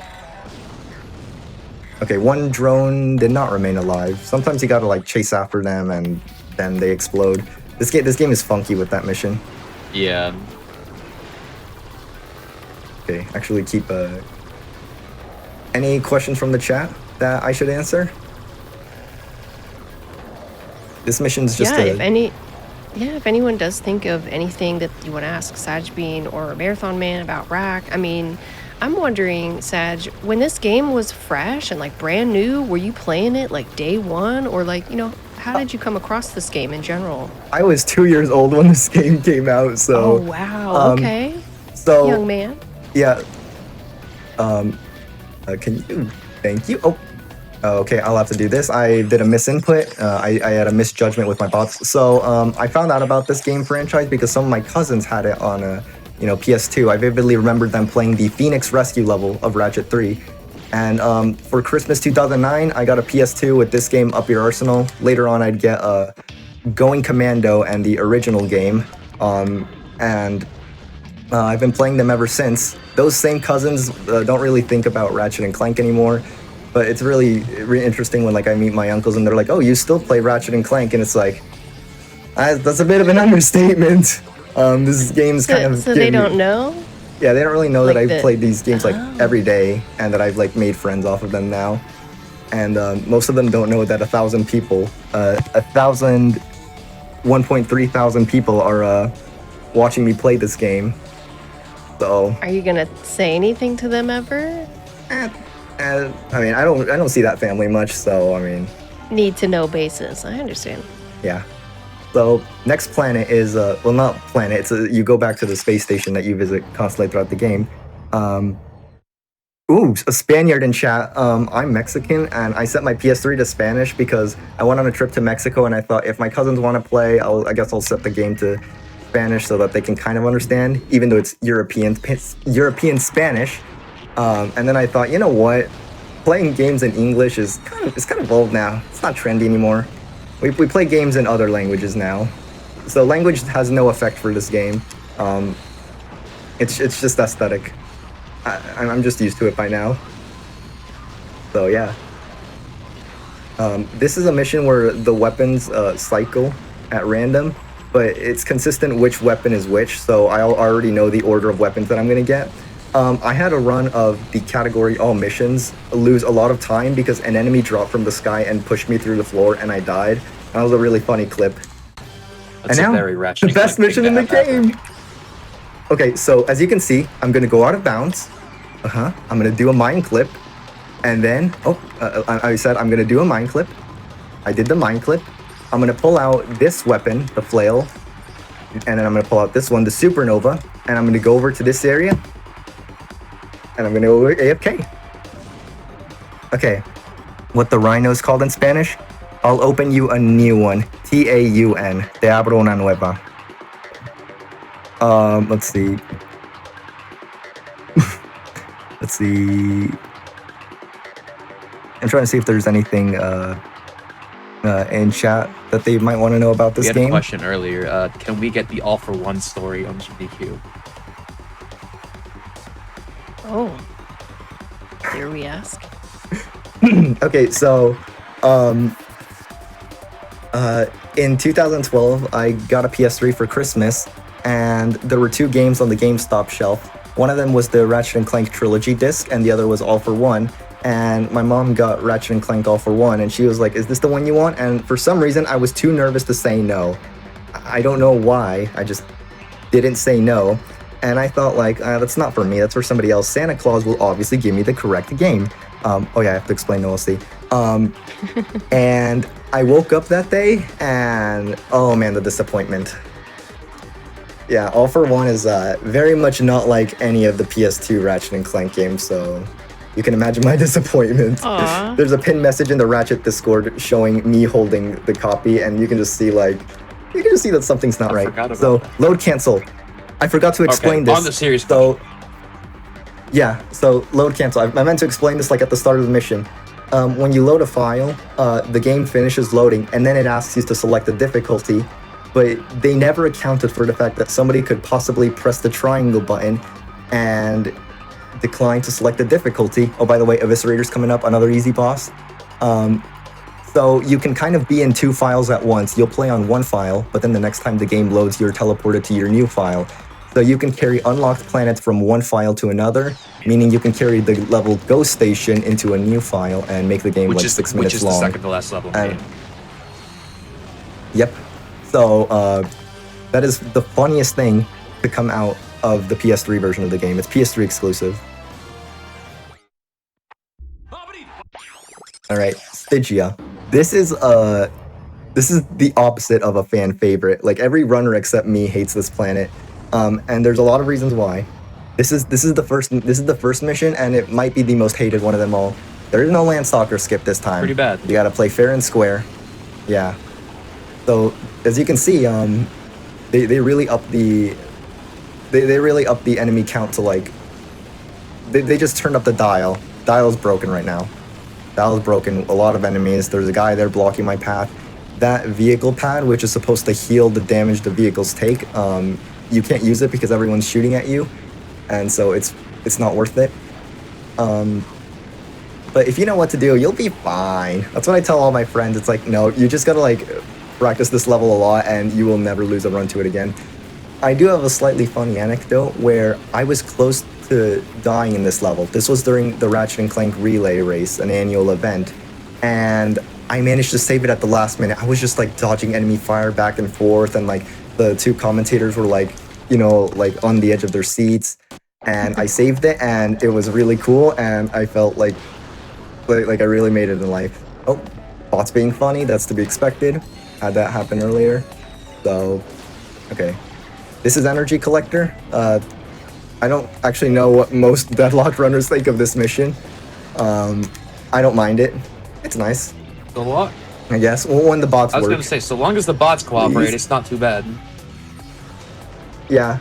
I see that is not happening right now. Okay, we'll fix that. Let's fix that right now. Okay, get rid of these guys just to make sure no one tries anything funny. And should be working now? Oh. What's going on with that bot? Classic Deadlocked moment. This is something that like never happens to me in runs, so that's never happened before. Oh. Okay. This mission I usually use audio cues for. My TV's muted. Godspeed. This is not going my way. Please. Okay, the bots are really not cooperating with me for some reason, so I'm gonna wait for this to happen. And just to be... Something's happening. Please don't lose me like 20 seconds. I'm gonna lose like 20 or so seconds, yep. I'm gonna try this one more time. I'm supposed to do a strat where the bots hack these orbs and then go off on their own separate ways, but that didn't happen. If you catch a bot following the other one, that one to the right, if he follows the one to the left, it's Jover. So, otherwise, this mission is basically an auto-scroller once you confirm that they're going their separate ways, so, any more questions from chat? I have a question, Saj. Yeah. I know you said you'd be like probably pretty busy over the summer, but I am wondering, do you have any speedrun goals for Ratchet, Deadlocked, or like any other games you might have on the horizon? I was going to kind of retire from this game until like at least next year. Right. But I am contemplating between going for sub 41 in this game. I am 3rd place on the board. I should have mentioned that. I should have flexed that. Okay. And then I also want to. I'm speedrunning Ratchet and Clank Up Your Arsenal. I don't really have a set goal time in mind for that game. I'm just kind of playing as it goes. And then I want to speedrun Crash Bandicoot until like I have to leave for the summer. So, yeah, that'll be fun. The first one. Yep. Cool. Oh, I just realized I was never splitting, so it showed that I'm 10 minutes behind. But it was actually on Torval. So this is Marax's. This is one of my favorite levels in the game because it's like a lot of the movement. It's just all bundled up in one small little package. So, again, chat, keep at it. Keep asking me anything. Well, chat would really like to know how you feel, Sajmin. How are you feeling?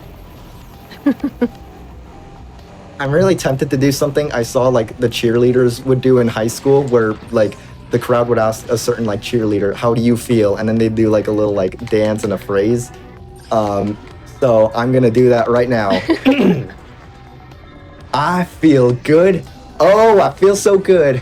I forgot the thing. Triple good. That's how I feel. Thank you. I hope that answers your question, chat. Yo, I got the clip. I got the swag clip. How does Let's Clank go. feel?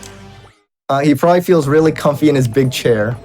Okay, that's a clip that clip is like not that difficult, but it looks really cool. So that's why I'm happy to have gotten it. Very nice. This mine clip right here is really funny because as you can see, I got it with putting no effort in, but everyone that runs this game is like, dude, I can't do this clip. I have to do this specific setup. Like, this clip kills all my runs, and it's like, I just set it up the same way I set up every mine clip in the game. I'm like the one person that doesn't struggle with it. You're my favorite fruit? Pineapple, I guess. Okay, the entire game, they hype up this character, Ace Hardlight. They're all like, yeah, this guy's so tough. Ratchet's such a weirdo. Yeah, and this is the level where the two of them get in like an arena fight, and they're like, woo, Ace Hardlight's gonna win. Ratchet's gonna... it's Jover for Ratchet, you know, Ace Hardlight, you know. They're trying to like sell him throughout the game, just make him this big old like celebrity figure. So, yeah, type 1 in chat if you think I'm gonna beat the mighty Ace Hardlight, and type 2 in chat if you think that it's Jover for me. Ace Hardlight's gonna win. He's like real tough guy, real super tough guy. In the meantime, this level is another cycling weapons round, but this time you just use the explosives. This is the one appearance of the B6 Obliterator. This is widely believed to be the worst weapon in the game, and it's still not that bad. So It's really not that bad. Yeah, it's just mediocre in my opinion. And okay, I see a lot of conflicting opinions in the chat. I see a lot of Ace Hardlight fans and a lot of not Ace Hardlight fans. So let's see how this fight goes. You know, I just have one more arena fight. You know, y'all really got me nervous right now because I'm going up against Ace Hardlight. All the commentators throughout the game are saying how, like, you know, Ratchet's weird and Ace Hardlight's cool. So, whew.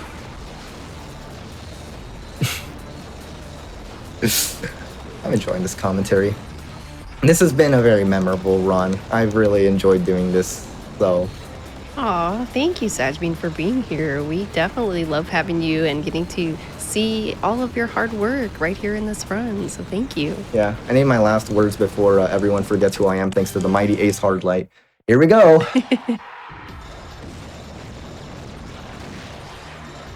Oh. Huh. I thought he'd be stronger. I really thought he'd be stronger. Okay, well, on to the next planet. This is the Ghost Station. This is another fan favorite because the movement here is just really cool. You get a little bit of everything. So first is a design philosophy every Ratchet and Clank game uses. Marathon Man, would you like to explain the J-Hobbs? Oh my goodness. I really wish I had this quote committed to memory. You'd think after all these years I would, but he's at the end of the planet. Okay. Okay, I'll be the one to actually like truly explain it. So, design philosophy employed in the original Ratchet and Clank quadrilogy, and actually the Spyro trilogy on PS1 in a few cases, is that they put the end of the level at the beginning. Oh yeah, by the way, that was the last air swing in the run. So, yeah, so they put the end of the level at the start, and that means that a lot of the skips in Ratchet and Clank games tend to just be like go to the end by just going through like a wall or something.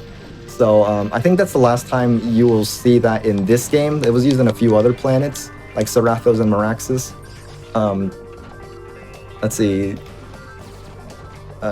You'll see it a little bit on control level, but maybe in more unorthodox ways. Yeah. So this is the final mission with a vehicle, and this is my favorite one. It's called Escape. You have to destroy these green boxes and these turrets, and what it does lore-wise is it destroys the Ghost Station. It really has that, like, kind of finale type of feel, like you're really just destroying this entire place. This is also one of the coolest levels aesthetically. I want a Lego set out of this level. Insomniac Lego, if you're watching this, get a partnership going, please. You got like all That these would cool be set cool. pieces. Please. So, any more questions from the chat? Yeah, I'm kind of curious, Saj Bean, like, how are your practices for a speed run like this? Like, do you devote a certain amount of time or just kind of practice when you can? Kind of depends on the game, because Deadlocked is like the game I'm just super confident on. Even if like everything goes wrong, as you saw on Char and Stygia, I'm just like, you know what, I know it's gonna go like fine. I'll just like practice the missions that give me even the smallest ounce of trouble, because again, I don't really find most of the missions in this game very hard. Like they're easy to mess up, but I know what I'm doing. So, Right. who put the name of the game? I don't know. I saw somebody in chat say who put the name of the game. So, Says NG plus, no LC, yes crashes. what? After you crashed on Char. Oh, I see that. Okay, that's fantastic. We love that. Thank you, whoever did that. This is the Dreadzone Station interior. Every level in this game is like, it's pretty much like a big old open area. This is not a big open area. It's the one level that's pretty much exclusively like kind of like a bunch of hallways and corridors. Ooh, saved it. Nice. Okay. So you actually see like a lot of out of bounds. Every mission here has an out of bounds.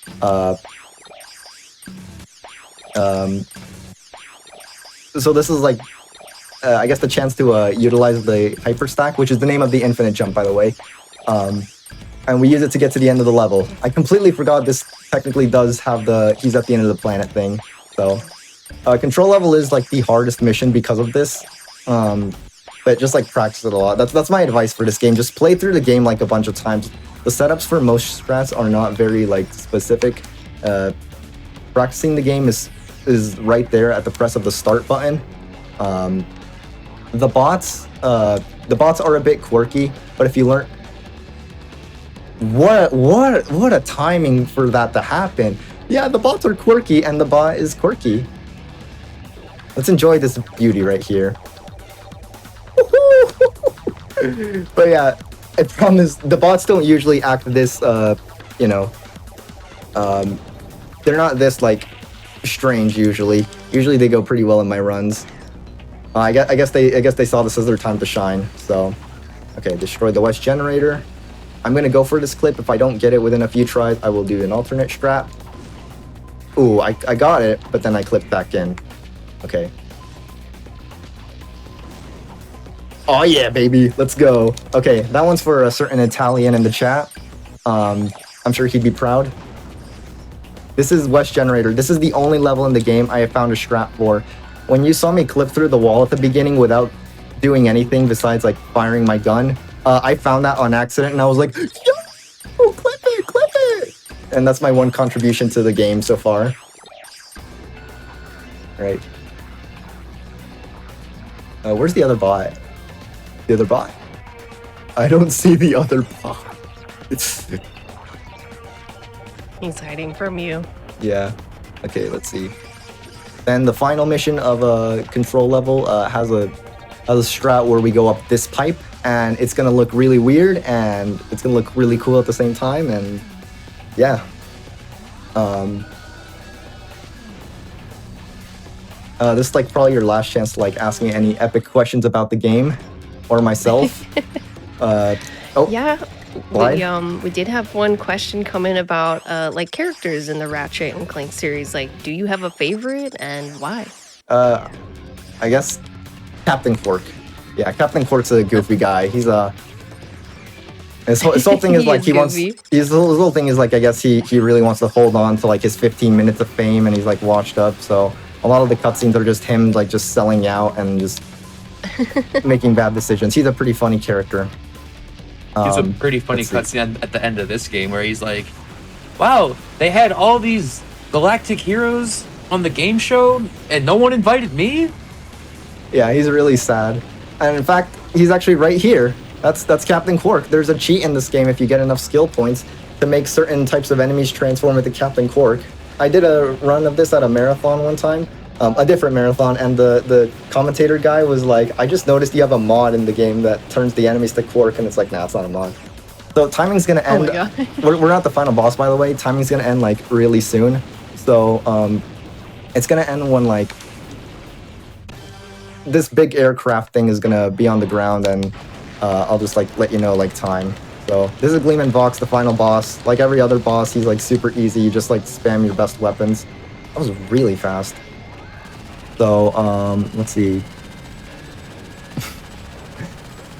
Let's see. And time. GG. That's Ratchet Deadlocked.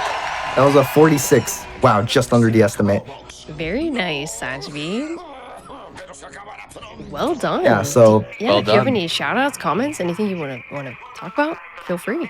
yeah, I guess okay, I had a paste bin about this game written when I was gonna quote unquote retire. I guess first of all, Marathon Man, obviously, for doing this commentary for me.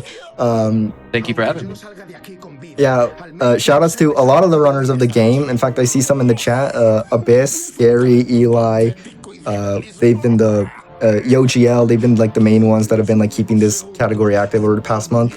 Mookieman and Yukari, the only two people faster than me on the boards, because they like Two really legends. pushed they really pushed this game to unbelievable heights.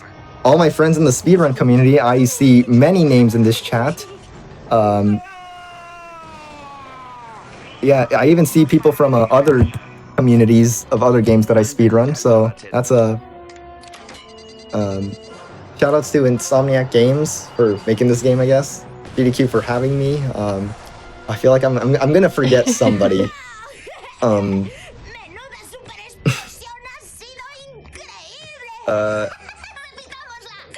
Shoutouts to any of my real life friends watching. I told some of my friends at school, like, hey, I'm gonna be on like a big speedrun event. There's gonna be like 1,000 people watching, so stay tuned. Let's go.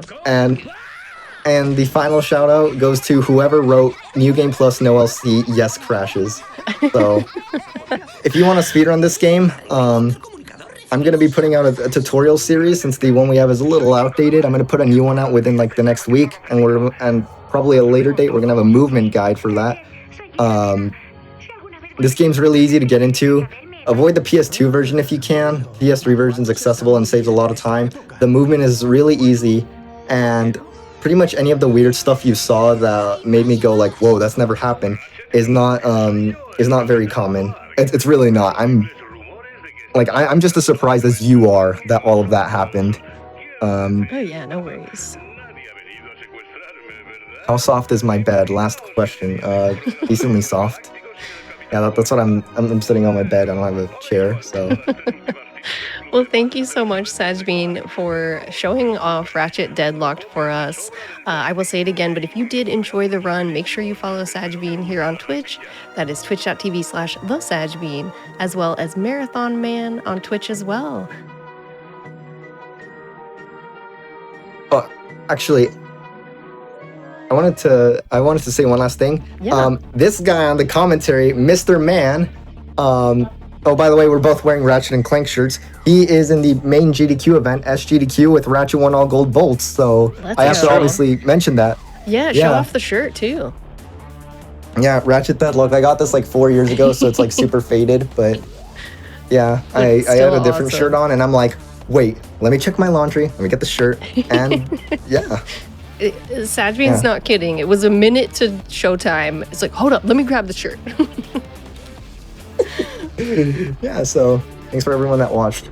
For sure. Well, thank you, Sajbean. Thank you, Marathon Man. Before we Of break, course. a reminder that Sonic and the Sidekicks will be coming to the channel June 1st and 2nd. So if you're intrigued, use the command !Sonic for more information. We will return in a moment with Ape Escape 3.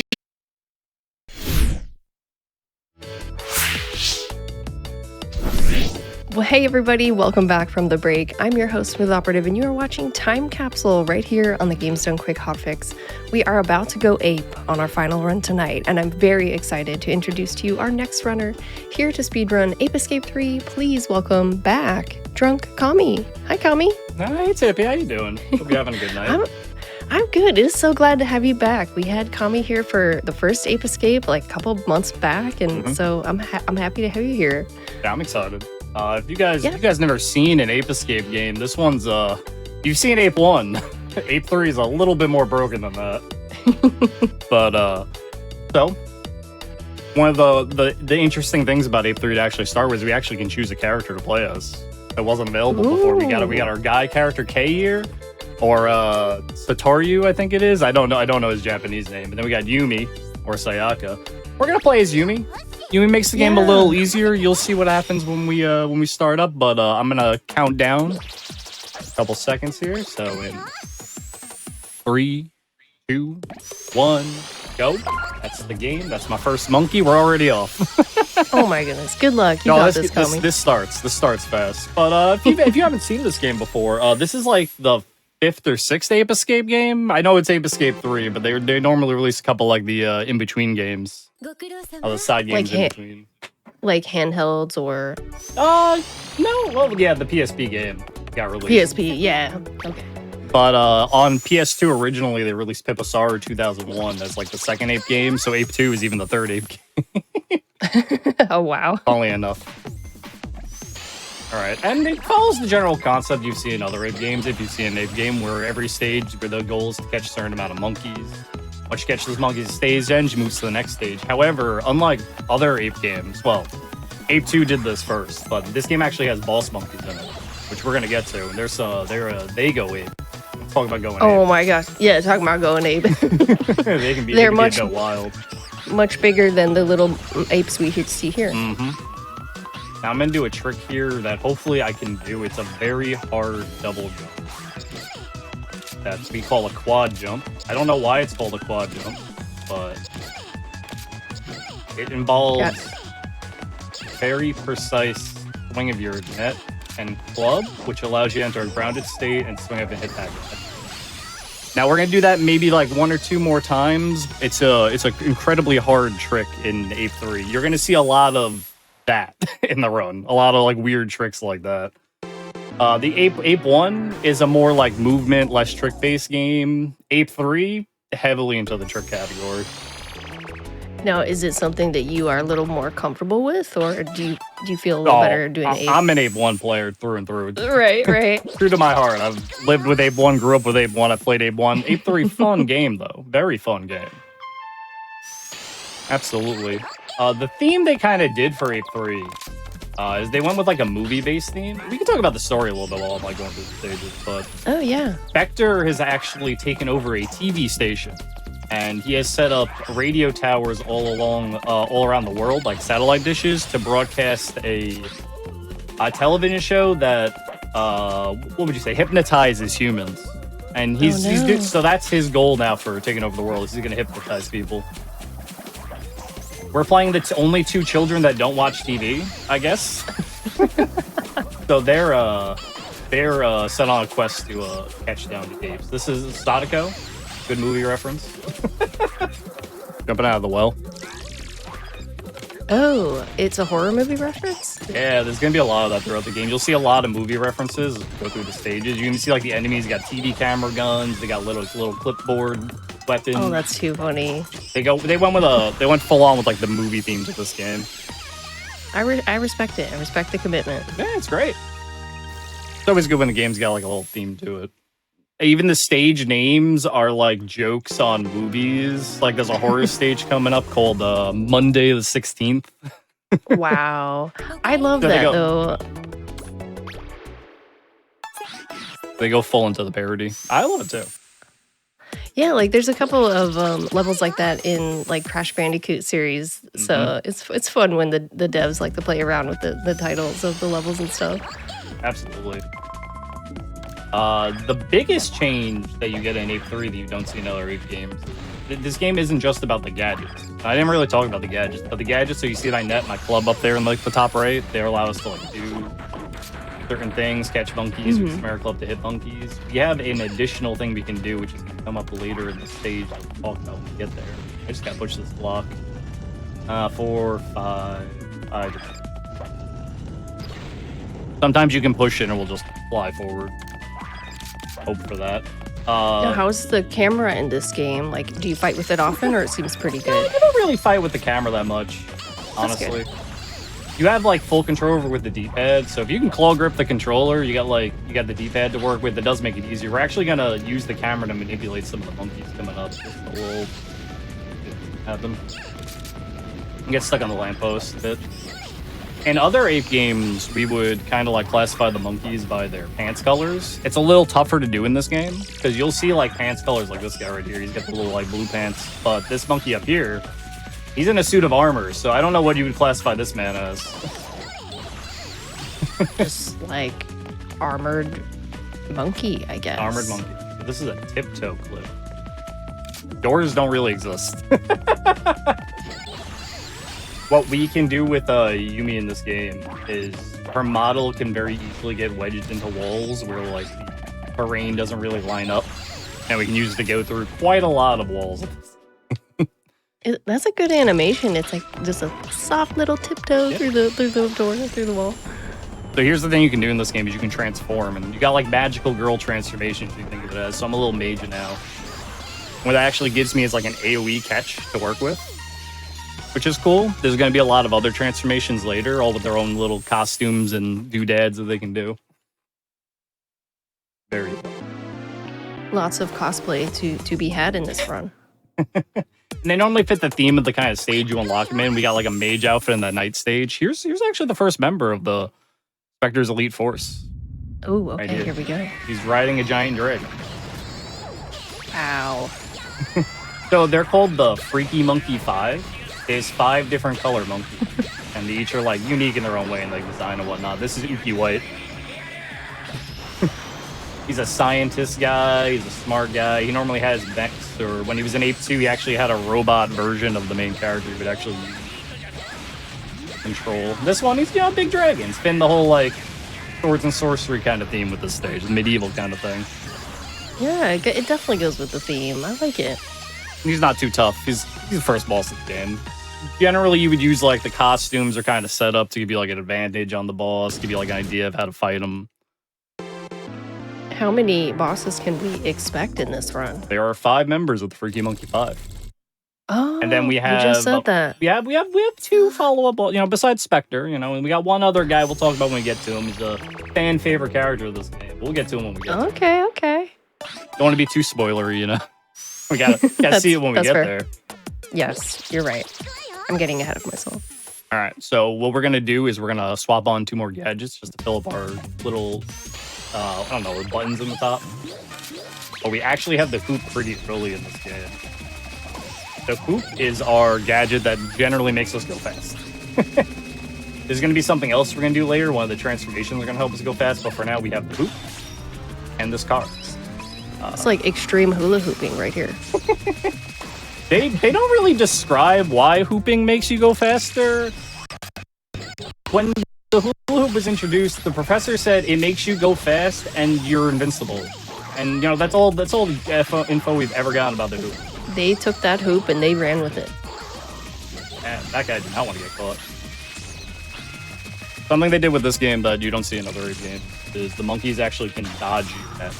And it can be really rough to handle sometimes, but you just gotta persevere. Here's the other time I'm gonna do a quad jump right there. That one was way faster. Thank you. Good. So that's the last time I'm gonna have to do that. You may have seen me do it a couple times in the run, just try to save time. Until we get the slingshot later, which is gonna be our really broken gadget. Here's a little Superman reference. Any Superman fans in the chat? I don't know. His name is like Mr. P though. It's not even like Peepo Man or something. Peepo Man. That's pretty good though. And we have a clip right here. This is a little different than the tiptoe clip. This tip clip is pretty hard, so we're gonna hope we can get it fast, but this clip can take a little bit. We want the camera to wiggle a bit, and we're just gonna walk through the wall. And by doing that, we actually skip a cutscene from entering this stage, and these monkeys won't activate till we're right next to them. Oops, missed it. You can get a really cool quad catch there. You stand right in the middle. Maybe they call it like the quad jump because you got to use your quads for it. I don't know. That's my best guess right now. You know, I love that. I don't know who found the quad jump. I just know it's a very, very big, important thing. All right. Now we're actually going into a TV studio, funnily enough, which is really weird that we're going to a TV studio, but, you know, it's okay. It fits the theme. Yeah, there's a lot of funny little cameo stuff in here. So the gadgets we normally would swap with a gadget menu. But if you saw right there, in Ape 2, they introduced a quick swap for gadgets. Oh, I didn't even talk about what I just did. You know, we'll get to that in a couple minutes. They introduced like quick swaps for the gadgets, which allows you to kind of swap them on the fly. You don't have to enter like the clunky menus you would in like Ape 1. Oh, nice. That was a good change. Oh, that was a great change. It did a lot for the game. Now, if you played Ape 2 in the US release, though, it wasn't in that one. It was only in the Japanese release. But they brought it over to Ape 3. It was very nice of them. It's a little... That's strange that it would be different in Ape 2 for the regions, but... Well, yeah, so the Japanese version of Ape 2 was like... What would you call that? Not a demo release, but more of like not a beta, but it was like the first version of the game. And then they did a couple changes when they released it to America. Here's Elvis. I'm sorry, Elvus is his name. 2 O's. Thank you very much. A lot of those monkeys you see that have like funny costumes and things like that, they are really tough. If you've ever played Ape 3 casually, it can be a bit of a frustrating experience. A lot of the monkeys like to just dodge. They like to not get caught. What would you say is something like the time difference between a speed run of Ape 3 and just like a first play casual run? Well, speed run, you know, someone like I'm running like maybe like a little over an hour, you know, an hour 20, hour 30, like a general speed run with Ape 3. That's a good estimate. Some like casual playthrough, if you're doing like 20%, I don't know, probably take a couple hours. That's not as intimidating as I thought, actually. No, you know, this game has the most monkeys compared to other Ape games, so it's a bit longer of a game. They made the stages quite a lot bigger than other Ape games. I guess because it was like this is the last numbered Ape, so they might have wanted to go out with a bang. Oh, yeah. So there are more Ape Escape games. Absolutely. There are 14 Ape Escape. Holy smokes. Did y'all know there were 14 Ape Escape games? Because I'm just learning. Most people don't even know there's an Ape 3. Funnily enough. Well, they're going to know now. There were quite a few of them actually released in Japan only, which is mostly... okay. That much. Shout outs, yeah. Special shout outs to Sarugetsu Saru Daisakuzen. Is the that's the one of the PSP Ape games. That's what we kind of consider Ape Escape 4 a little bit, because it has the same general formula as the other Ape games, though it's in a handheld form. For reality in Pibasar 2001, they still found their way out. So this guy's a little tough to catch because he's on a carousel, so he's a little hard to get down there pretty. So the net in this game, as opposed to other Ape games, what it does is what we call a lock-on catch. In Ape 1, you can kind of swing the net, and you just need the net to kind of like hit the monkey's hitbox, and it would catch him. In this game, you can think of every catch as like a mini cutscene. You have to be in range, swing towards them. It activates like a little cutscene, and then you catch them. So there's a lot less like freeform net work you can do in like Ape 3 compared to Ape 1 or Ape 2 even. You have a little elephant mini boss. There's a monkey driving this thing. Spectre has some wild ideas behind what mech design. I like this area. When was the last time y'all have been on a carousel? I don't think I've ever rode a carousel. Oh, wow. Okay. Only enough. I mean, yeah, it's one of those kind of rare things. You don't always see them around, but definitely a fun. Yeah, anytime the carnival was in town, no carousel. Oh yeah, whenever the carnival would come to town, it was always like the Ferris wheel or like the teacups or the spaceship that spins you around too much. Oh, I know that exact thing you're talking about. Yeah. I hate that thing. And I hate the teacups. I'm sure you don't eat before you go on that thing. Alright. All the swimming we're gonna do, you're gonna see me diving in the water. You just swim faster while diving. It's just how the game works. No other way to explain that. Just mechanics. Just mechanics. Alright, and we got a little Jason monkey here. Shout outs to, Friday 13th right here. Guys, even got a little chainsaw. Cute. This should work. Alright. I'll talk about that when we get to a later stage, but I'm going to do a couple of those in a row. A little money. Generally, a couple changes, like why we would play Yumi over K. These very... I don't know how to explain it. There's like a certain way to explain it. The monkeys kind of see you. Right? If you get like too close to them, they have like a vision box that they see your hitbox for. Yumi's is smaller than K's. So it's easier to actually get up to a monkey and catch him before they see you or before they react to you with Yumi than it is with K. You got me why? I blame K's giant hair. Are there two separate categories for each? Okay. Nope. Because the world record right now is actually done with K. Oh, wow. Not with Yubi.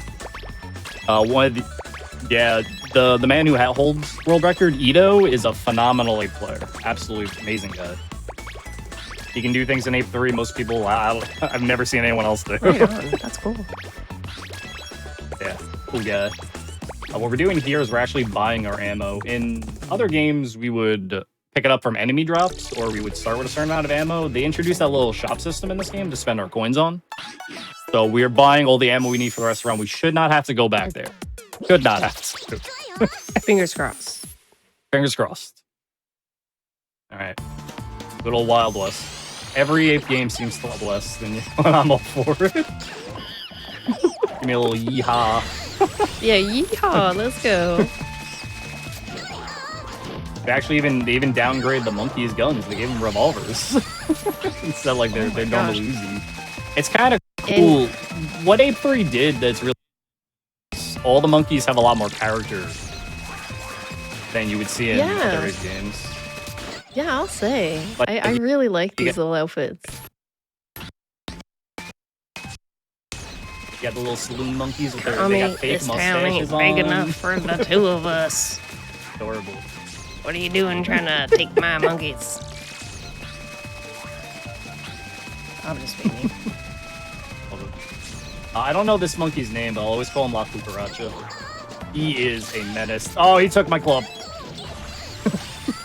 So, I didn't mention that because I was hoping it wouldn't come up. If you get hit by certain monkeys, they will knock your gadgets out of your hand and take them. You just gotta whack them and hope to give them back. Yeah, it can be a little rough. We got another clip coming up right here. There's a staircase here that's loaded in. We're gonna pretend it's here, and we can actually use it to walk through this wall and jump into a load zone. There's a button there. If you hit the button, it starts a cutscene that has this train coming to the station and put the staircase in. However, the staircase is always loaded there. So the train won't be coming in? No, we're on the train already. I'm not bored. Oh, I'm like a second behind. We're there, yeah. How fast are we going? Jeez, yeah. All right, we gotta get on top of the train. Don't do this at home. Scary. That was so close to getting it. Using that monkey catch, we were actually invincible, so we didn't get hit by the rail thing up on top. Hit this button, little monkey in the smokestack. Hopefully, yeah, didn't do it there. Got it. Hey, go. Doing good so far. So yeah, you're just it'd be breezing cool through on a this. Wild West stage, a Wild West boss. What's that? I agree. I Gonna have definitely a agree with you. a shootout at the Uki Corral. This is a blue monkey. Now I'm gonna pay attention for like a second because this is kind of a little tight to do the quick kill on him. Sure, yeah. Oh. Well, All right. Here. No, I don't think we got it. Nope, we got it. Cool. All right. So what we're doing there is we're shooting him with an explosive pellet that we bought earlier. And by doing that, we knock him off his little unicycle he drives. And then we followed up by 2 more pellets during the frame where he's getting on the motorcycle. By doing that, we can do the damage. That was wild. It was just a bunch of sparkly explosions, and then he was gone. He left, and the chopper is no more. Yeah, it's so sad. I love Ukibulu. In all the games he appears, he's always like the cool monkey. He's got the hat. In Hipposar 2000, and I'm sorry, in Star Get You, he's got like an Indiana Jones theme where he's got like a whip and stuff. They always do something funny with that. What? That's good. That's good. We're at the onsen. Ape Escape wouldn't be Ape Escape without an onsen. Yeah, we gotta relax. Gotta have a nice chill time. Alright, we gotta make sure we go into the ladies' bath. We are a lady after all. Depending if you play Kei or Yumi, it will open the door related to female or male bath. Kind of funny. Are they the same, like... Different layout. In fact, they're I'm gonna totally go over different. to the men's Okay. bath. We're not gonna mention it. we're just gonna jump over the wall here. There we go. Because we gotta get the monkeys over here as well. Fast monkeys. Want to get the fast ones. Get that guy off the wall. Hit the button. All right, so I think right here we can talk about what I've been doing with the slingshot. This is called hip drop storage. What we're doing is we're storing the ground pound and then releasing it upward. I know that sounds weird, but just bear with me here. Okay. We're with a specific set of inputs, you're converting your downward momentum into upward momentum, and it just works. It's mostly because the slingshot's busted. You play Ape Escape, slingshot's broken. No matter which game you play, any game it appears in. Gotta get down to go up, I guess. Yep. Alright, could be a couple more monkeys till we add this stage. Really nice sponsor. Actually a volcano in this stage. We're not going to it. It's like down in like a completely different area we don't go to. No monkeys in there, I guess. No, there's just slow monkeys in there. Oh, okay. Got the boy right in the pterodactyl. I don't know why it became a jungle theme. I never really understood it myself. Also, shouts to the broken toilet. Wait, what? Oh, gosh. Ape is the biggest thing about Ape. The reason I speedrun Ape, that the humor in Ape is beyond anything. They are spot on with parody and everything. It's wonderful. It's always funny to me. Even the monkey names, like I haven't been calling them out, but like Jason, Elvus, like they try to like go right in there with making fun of the stuff they're parodying. I think all the themes are really fun. Like, honestly, I've had a smile on my face this entire run, so I'm having a good time. Hey, that's what it's about, right? Absolutely. Absolutely. All right, we're gonna head into the snow stage now. They're having like some kind of winter festival. We're gonna crash the winter festival. Let's crash it. Let's crash it. Also, why they made this monkey into a snowman, I'll never understand. I don't think he does They not have buried nice him in the friends. snow and forgot about it. They just put him right in the snowman. What we're doing here is we're trying to hit the button from down here. It's a little tough because the slingshot has a bit of lock on, which makes me try to like shoot the wall or shoot the monkey. We're actually trying to hit a very specific point, which allows us to hit the button from down here and monkey down to us. We're gonna have to go after him. Got a little fast delay. Oh, he jumped. He does not want to get caught. Oh, he's jumping. Monkeys are something else sometimes.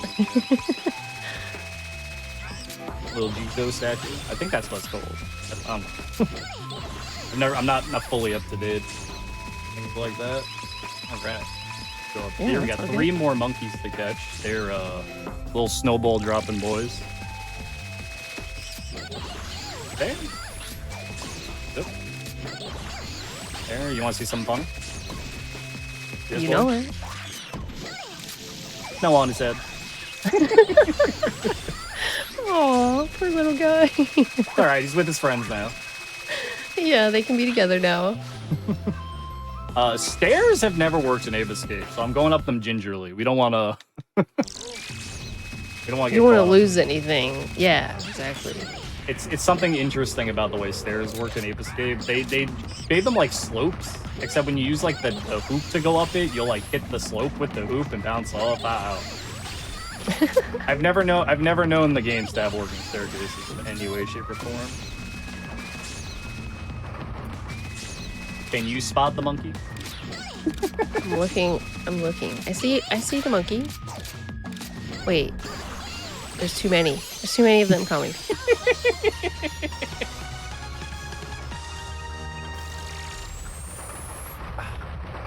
All right, that's the one. He was so sneaky. That's what I'm saying. Sometimes that was a good one. The sneaky boys.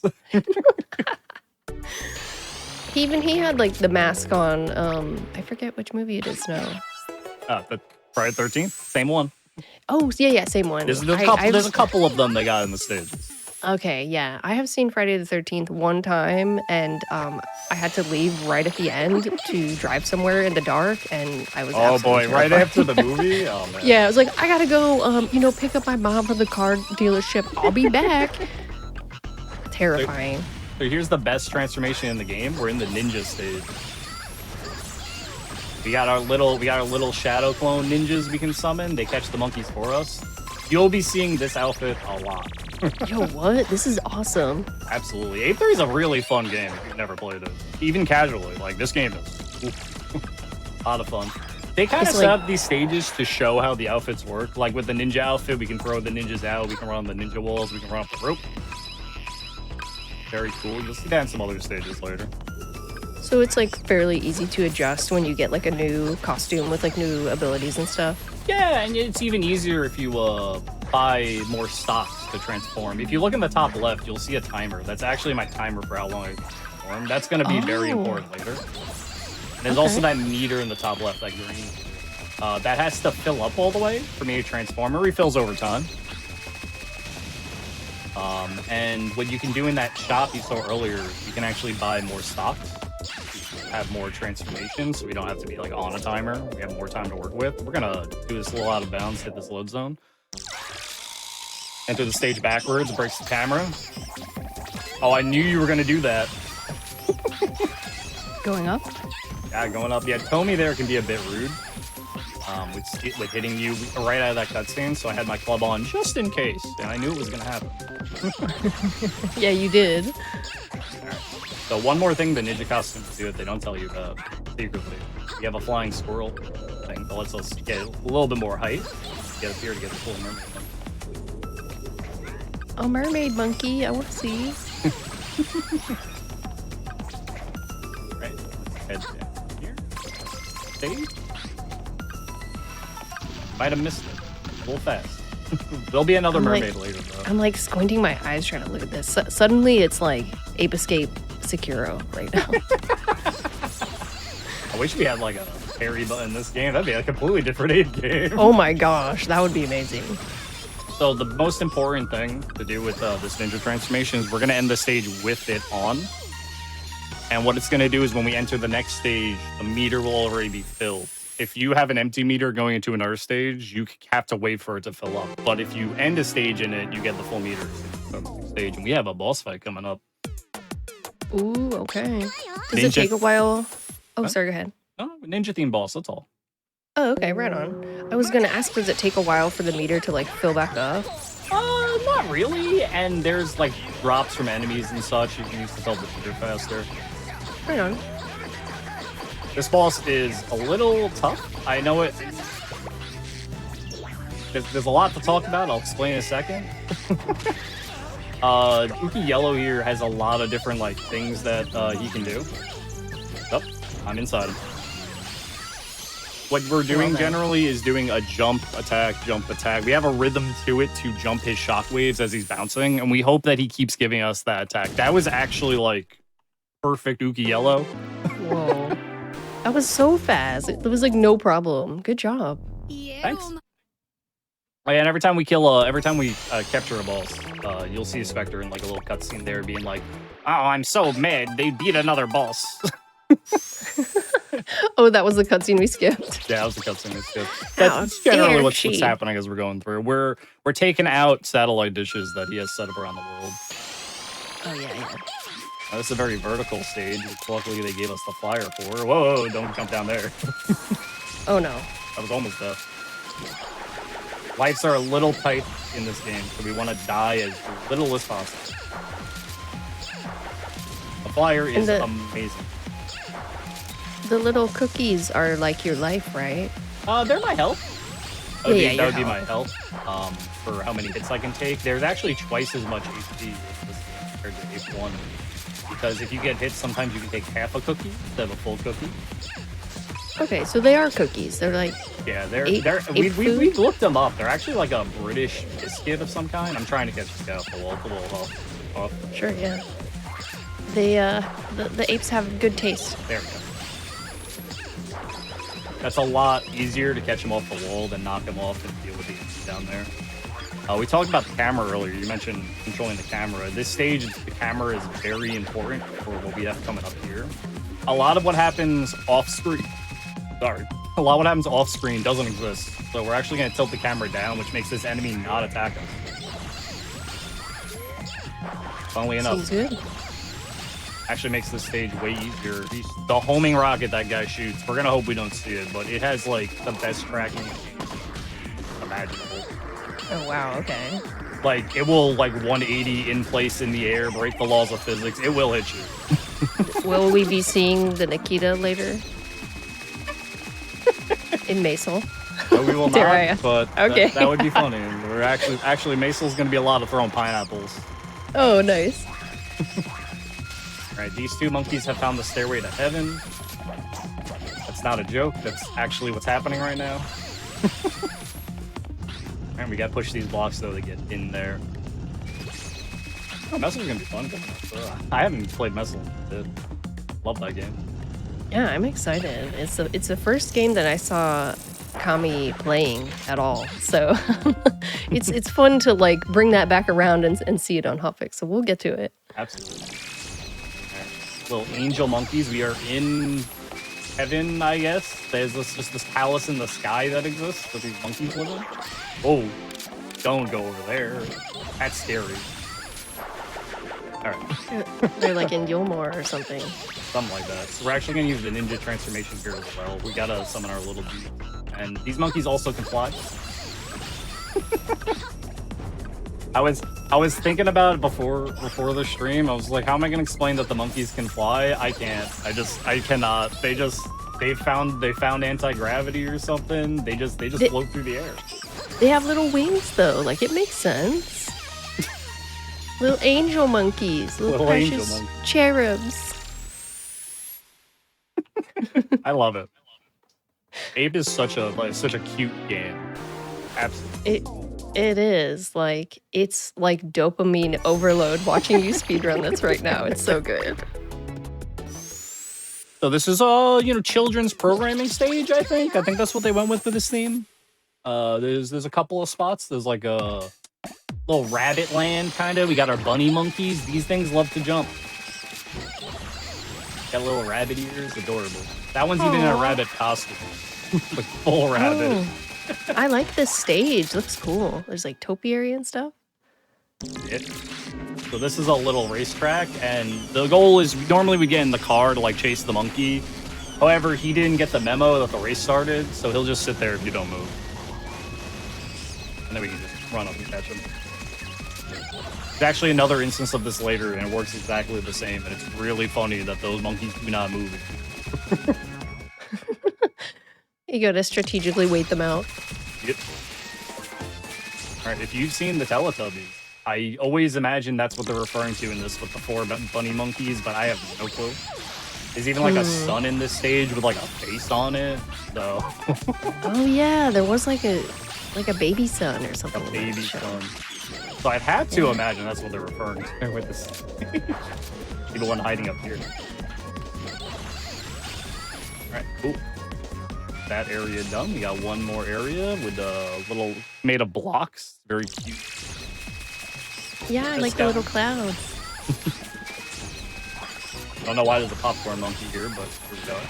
We're gonna have another clip coming up here. This is gonna be the same kind of clip you've been seeing, where we're kind of like wedging into corners to phase through walls. We're gonna use this box to actually clip you to this wall. If I can get the line up right, so I'll know when she's like turned sideways. This one's really tough. There we go, and come through here, and we're not supposed to be down here. Not intended. There's a race car gadget, the car gadget, and you're supposed to use that to do this whole like puzzle down there with the little like tracks and whatnot, press buttons. We're not doing it. Oh. Nice, so it's a pretty good skiff. Yo, that's a big that's a couple minutes. Minutes, okay. No very joke. good. If you had to catch that monkey, they would just catch a different monkey. Save time. Wouldn't even be worth it if you couldn't go through the wall like that. Good. Nice. That went really well, that stage. I'm always worried about that clip, because sometimes you might destroy the boxes, and if you destroy the boxes, you have to restart the stage to get the boxes to respawn. It can be a little like, you gotta be careful with those boxes. Yeah, I didn't even realize those boxes could break when you were like jumping on them. Yeah, they're destructible, so we're just being a little careful there. Careful, yeah. Right, where are we headed to next, Kami? The Titanic. I'm sorry, the banana ship, I believe it's called. The banana ship. Okay, the good ship banana. Let's see it. Good ship banana. We would, but in my canon, it never hit the iceberg. So we're just gonna jump up on top of it, and we're not even gonna do the little cutscene where it crashes. If you don't do the cutscene, by the way, these monkeys just do not move. Great. All right. That's gonna let us. Oh my gosh. It was Jack and Rose. Yeah. For reference. There's another like favorite fictional, non-fictional character that we'll see a little later. Don't worry. Besides Jack and Rose. Well, the stage's got a couple surprises to it. Okay. I'm curious if any of you can like spot the cameos. Type them in the chat if you do, because I'm curious. All right, we're not taking the boat because it's slow. Catching monkeys here. We are getting to low health on purpose, so don't worry. That will come up later. That was very important. We were taking damage there. This thing is a nightmare. I know it looks like the same elephant as earlier. It's not. Oh my goodness. This is like a mammoth. It's a boss as well? He's not really a boss. Think of him as a mini boss. So we're doing the same thing we did with Yellow Monkey, with correct timing to jump these little shockwaves it's doing while we're attacking him. That went so well, thank God. If he gets out of hand, he'll be a problem. Glad he wasn't. Catch the two monkeys inside. Took care of that. Back of the stage, we got wind. We're actually going to use the ninja transformation to walk up here. If you use the hoop there, you kind of want to use the hoop to go up, but if you use the ninja transformation, you won't hit those ice blocks. You don't get like knocked down. Catch this guy, he lost his pants. Oh no. Feel bad for him. Got a little swan princess. I think that's what that one is. Oh gosh, I guess it's been a while since I've thought about it, but maybe you're right. And now the back room for what we were waiting for, whatever, what the Titanic stage needed. Gonna hit this little star, and we're gonna summon Santa. Okay. We're doing He's even that. delivering little presents for us. It's like, listen, we understand that your ship got hit by an iceberg. Here's presents for everyone. You need a life raft? Here you go. Oh, yes. These guys, I personally use the ninja transformation in this room. These guys are very hard to catch. It's a little slower than if you catch them normally, but you got to be like really precise with your catches. Though monkeys like those that are kind of like special monkeys, they have just the habit of just not wanting to be caught. As they do. As they do. Right, we have our desert level. I've always called this stage Agrabah. I don't know what that says. I'm sorry. Well, does it have like a kind of like Arabian Nights sort of theme, or okay? Yeah. We're going to the Oasis, maybe. We're going to the Oasis. We'll go to what you consider, I guess, the Cave of 1,000 Wonders, whatever it's called. Oh yeah. First, we gotta deal with a scorpion. Not a monkey, actually a scorpion. Trust me. Not a cosplay monkey? Oh, yep. And we're gonna hit I this believed guy you for like a second. for like a second. The monkey scorpion hybrid. Hit that guy with an explosive, which is gonna delay him, so we don't need to. Normally, you go into that tent, and we'd have to transform to get. Oh, nope. Anytime now. Slippery little guy. Normally, he would get into that tent, transform to catch him, but we're trying to hold our transformation stock for a little bit later, so we don't want to waste it there. Then we gotta wait for the meter refill. It will cost us time later. Yeah, I understand. Here's our little cave of wonders we're gonna enter. Not a big lion head, but it will do. It'll do. We're Ride the on a magic budget carpet. here. I mean, even like the design on the carpet's vaguely familiar, isn't it? Oh gosh, yeah, they're not subtle about it at all. I've always called this Agrabah. I'm gonna have to take an actual look at the magic carpet from Aladdin now. We're gonna take a little bit more damage. I want to set my health in a very specific way for the next boss fight, because there's gonna be a little death in it on purpose, which is why the lives would be a little tight. I mean, look at the city. You tell me. No carpet lift, sorry. Oh wow, okay. It's beautiful though. Oh, it's Looks absolutely lovely. We got 3 monkeys to catch here. And a funny little thing about the ninja costume is it's actually weaker than clubbing enemies, but because of your little ninja guys, it can be faster to kill things. However, this pot is just immune to the ninja. It just takes no damage from the ninja, so we have to kind of de-transform there to take out that pot. Oh, that's a little strange, huh? You know, I don't really question it. We just roll with it. Just ape things. Just ape things. All right, so this is where setting up my HP is going to be risky. I'm going to be at half a cookie, which means I can die in 1 hit. And we have about 6 more monkeys to get, but we have to do it there. This guy can give us a spin. He didn't give us the spin. Thank goodness. He either breathes fire or spins. If he spins, we're kind of screwed. Oh yeah, he wasn't too bad. Welcome to the genie dancer costume. Dance. Your body. Dance. Move your body. Dance. Wait, I can't hear the audio. Like, what does the song actually sound like? Is that it? Exactly what I just said. Beautiful, beautiful. Thank you. No problem. Yeah, it can be a little hard. The audio for the genie is really quiet for some reason. I don't know. That's just what they went with. All right. That's Agrabah done, and that's going to lead into the Pink Monkey fight. Pink Monkey is the idol of the Freaky Monkey 5. And she really does not like Yumi, because Yumi is also an idol. It's going to be like an idol face-off here then. She is going to be performing. Okay. Do we need to like do dance moves as well? No, that would be crazy. Imagine that. No, we just got to whack her with a club a couple times. I was thinking like DDR minigame. Like, what are we doing here? This would be the only game I played if that's what we had. Oh my gosh. DDR fan, Kami? A little bit, yeah. Oh, hell yeah, let's go. Play a few rhythm games. Alright, so what we did in the first phase there before the death is we just did a couple hits on her to get her to do damage pretty much, and then we died, reset the room so we can repeat the same exact attack to get as much damage in as possible. She has a habit of teleporting randomly around, so if we can damage her before she starts teleporting around, we want to get as much of that in as possible. That fight was like really quick. Notice the Afro guy? I know that was quick, but that Afro guy is going to come up later. Nice. And we got our water stage. Always got a water stage, no matter what game you play. Oh, 100%. I believe that is true. This one's fun, though. This one's fun. This one's cool. There's a cool monkey in this one. Also, Where that we going? monkey head. It's like an island paradise. Yeah, something like that. We're going to start by going backwards. It's been a long run. We got to make a stop at the outhouse. Well occupied, though, but we'll clear it out real quick. Alright, then you got a monkey on the raft here. You're actually going to see this monkey have heart eyes really quick.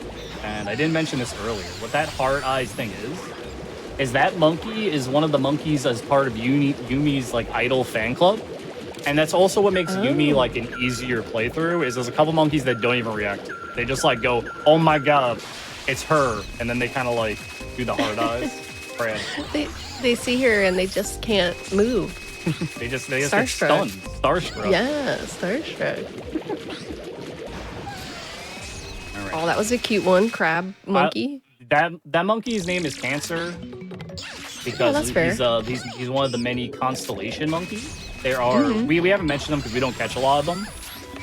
But the constellation monkeys, you can think of them as like 12 sort of like mini boss monkeys. They can be quite hard to catch. They're one of those special monkeys I was talking about. Are they all just like based on astrological stuff? Okay. You got Sagittarius, you got Cancer there. There's a Gemini later. We don't catch Gemini, but there's Gemini later. So what's your sign, Kami? Not Aquarius. I was that monkey in a pot. Yo, weird. Me too. When's your birthday? Sometime in February. Okay, right on. Well, happy belated birthday to you. Oh, thanks. All right, use clip. You can do this too. Trust me. All you do is swim into this hole. that was as easy as it looked. I'm not joking. If you want to like impress your friends with like a speedrun trick, just sit down for like 5 minutes and learn that. You'll be like, look at me, I can go through holes. What would be like the best way to start running this game? Like, are there any resources? On the speedrun.com for this page, there's in the guides you'll see many tutorials about learning the tricks, even some outdated tricks you won't see here. Like besides that hip drop storage you're gonna be doing to gain height, there's things like I just forgot its name. That's great. It's a net move. 1 second, I'll think of it. There's a couple of outdated speedrun tricks that also this game has, because this game's a little broken. Right. Net float's the name. There it is. Okay. That's what you would do. That's what we used to do to gain height until the drop storage was found. But the speedrun.com is a great resource. You can also come to the Discord, the Ape Escape speedrunning Discord. You'll find the link on SRC for any Ape Escape game. And there are so many people there that would love to just offload all this ape onto you, all the info. Nice. So the community is pretty friendly then. Absolutely, we love people running ape. Ape go fast. Ape go fast. Ape go fast. Apes together strong. We're a very friendly, very inclusive community. Love having as many people as we can running apes. Now, do y'all do any like marathon events or like special events together? Together? The Ape community? Not really. We don't really have enough. Mostly a scheduling thing more than anything. Oh yeah, that's fair. Can be a little rough to get as many people together for things like that. Yeah, no worries. So where are we now, Kami? We're flying high. This is Spectre's airplane squadron. Okay. That's what it's called. He's got bomber planes. He's got fighter planes. He's got Monkey Airlines. Spectre went all out for Spectre TV. He definitely has resources. All right, we got a little platform to right here. I need to mark for later. I'm gonna do a little. If you can listen to the music, it's not an 8-3 run without that. Always gotta sway those hips to the music. I love that the character is an idol. Like, that makes me so happy. I like that they actually put a female character as like one of the lead characters. I love that. Yeah, yes. Absolutely wonderful. And you can always play as K if you want to experience the other side of it. Now, is he an idol also? No, he's kind of like a baseball guy, I think, or something. Okay. That's all I can think about. Baseball guy. Yeah, I don't know. K's just kind of like there. He doesn't have nearly as much lore as Yugi does.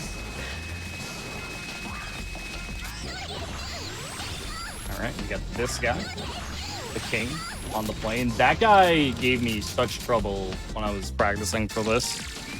Earlier when you saw me get like my club knocked out of my hand, you get the net knocked out of your hand too, and the monkeys can actually catch you. Oh, what? Yeah, we're gonna avoid that as much as possible, but there's plenty of clips of me being clubbed by monkeys. Wow. Yeah. No, I honestly didn't know that. That's so funny. Yeah, it was one of the biggest things they actually used in this game. They're like, let's see how you like it.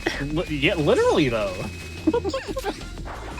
All right, I have to talk about what's coming up here. You know how we were using hip drop storage to go up? We're gonna use hip drop storage to go down. Okay. So I have to pay attention here. This is lineup and pretty annoying. Get it? You have to actually get the hip drop here, which is that jump. All right. So we're converted that upward momentum into downward momentum, which we then hit the plane wing to convert into forward momentum. And now we're just kind of like flying here until we hit the load zone. Oh, this is chill though. No, that's absolutely chill. You can go a lot faster. I just wanted to be a little safer with it, make sure my lineup was good.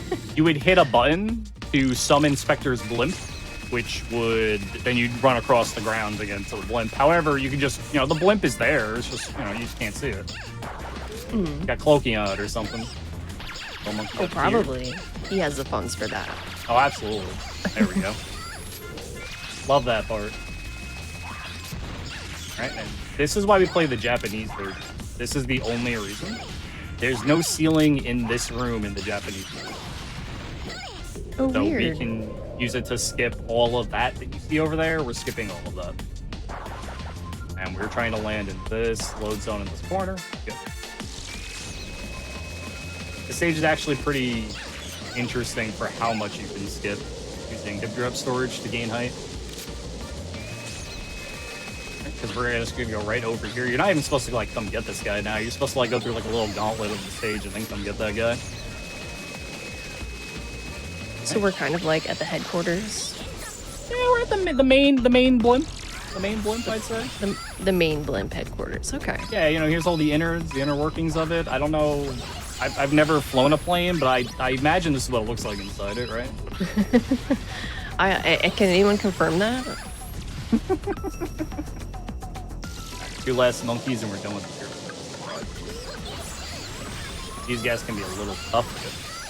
Those 2 guys, we're using the same technique of having the camera top down because it makes those monkeys not see us until we're catching them, which is perfect. Because if they see you early, they'll jump into UFOs. They don't have to chase them down. They can be a little, oof, they can get out of hand.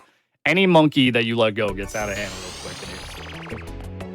Are all the monkeys like generally spawning in the same spot, or do you have to kind of hunt for? Okay. No, there's no RNG when the monkeys are. They are always in the same spot. However, the way they react to you can be very. You can feel it's RNG, but the more you kind of like play Ape, the more you understand like how to wrangle them or where to walk to make them do what you want.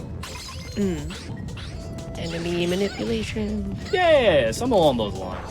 I would definitely call it manipulating. Like these guys, I know they won't react until I jump here. That red one, we're not going to catch now because he takes a second longer to see me than that blue one.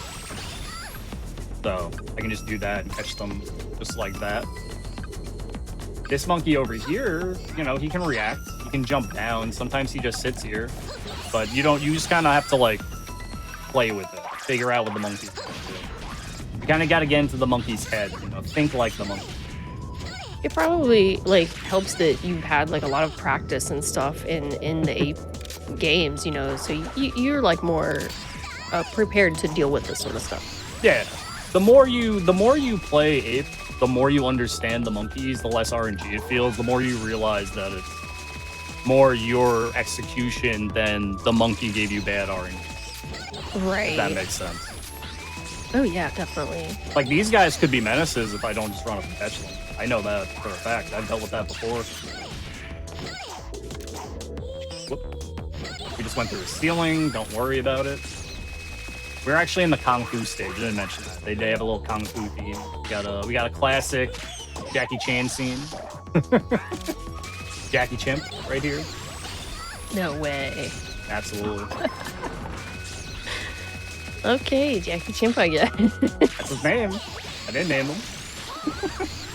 This is the Kung Fu transformation. You won't see it for long. It's not great. But what it can do is catch multiple monkeys at once. So we actually are going to catch those 2 guys. Whoa, don't get away. Do not get away. Oh, rush hour traffic. Don't run into traffic, monkey. That's bad for you. That monkey. Oh my gosh. Yeah, we don't want him Stop that getting monkey. away.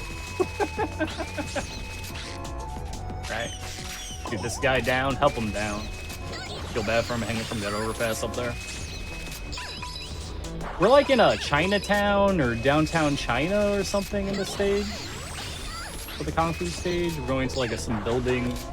There's a actually a Chinese food building on the up. We're gonna go stop in and get some of these. You know, it's been a bit. The run's been a bit. You a little famished? Need some food? Yeah, that sounds really great. Could use a visit to the dentist. Maybe not right this minute.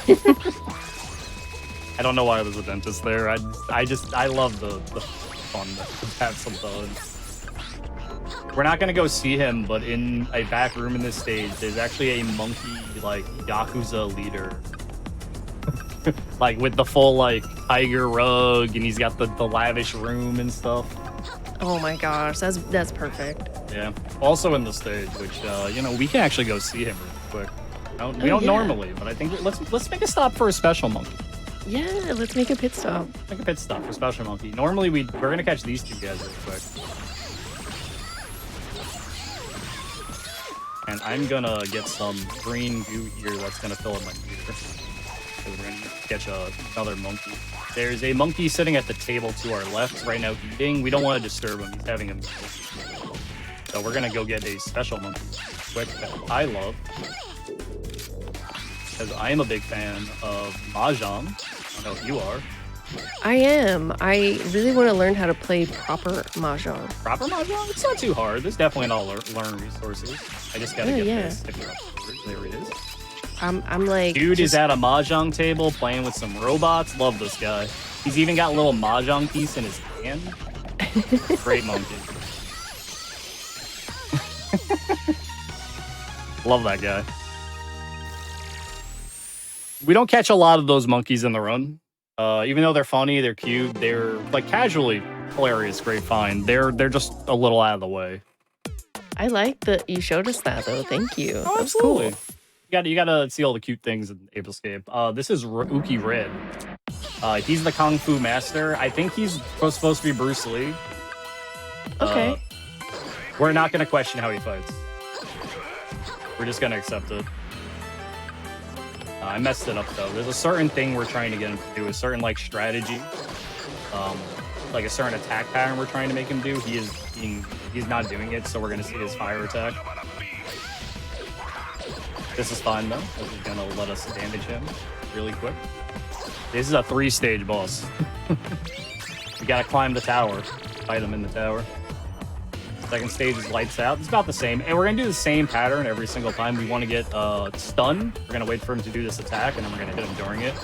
He can't get knocked down during that animation, which allows us to, like, pump damage. And we can, like, skip through his phases. I am skipping a cutscene where he's flying up the tower, though, every single time. And then we got one more fight here, and this room is... I don't know what this room's supposed to be, but it's scary. What is going around the room? It's like... I think those are swords. Swords, okay. This guy has no manners. No, he doesn't. We're gonna knock him out of the tower. Catch him. He's a character whenever Uki Red appears in Ape Academy. If you've ever played the Ape Academy game for PSP, he's like a drill sergeant guy training monkeys, and he's got like a song he sings where he's like, jumping, flying, monkey muscle. Like, it's really funny. That's good. The Bayside. The warehouse. CD warehouse. Hey. This is the last... Well, no, we'll catch monkeys, I think. No, I think it's the last stage we'll catch monkeys in. Ned. So we're going to the warehouse now. Yeah, we're going to the warehouse. First, we got a fish, though. Okay. We got a fish to catch. Little fishing mini game. You know. That monkey's name is Paws, by the way.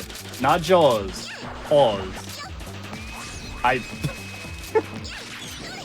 I want to say like Wind Waker reference question mark, but like this game is probably way before Wind Waker. You'd have to look that up. I don't know. Yeah. Top of my head. Let's see. Wind Waker. Oh, I should mention, we're not the only thing that clipped. I take it back. Wind Waker came out in 2002, so there you go. This car can also clip.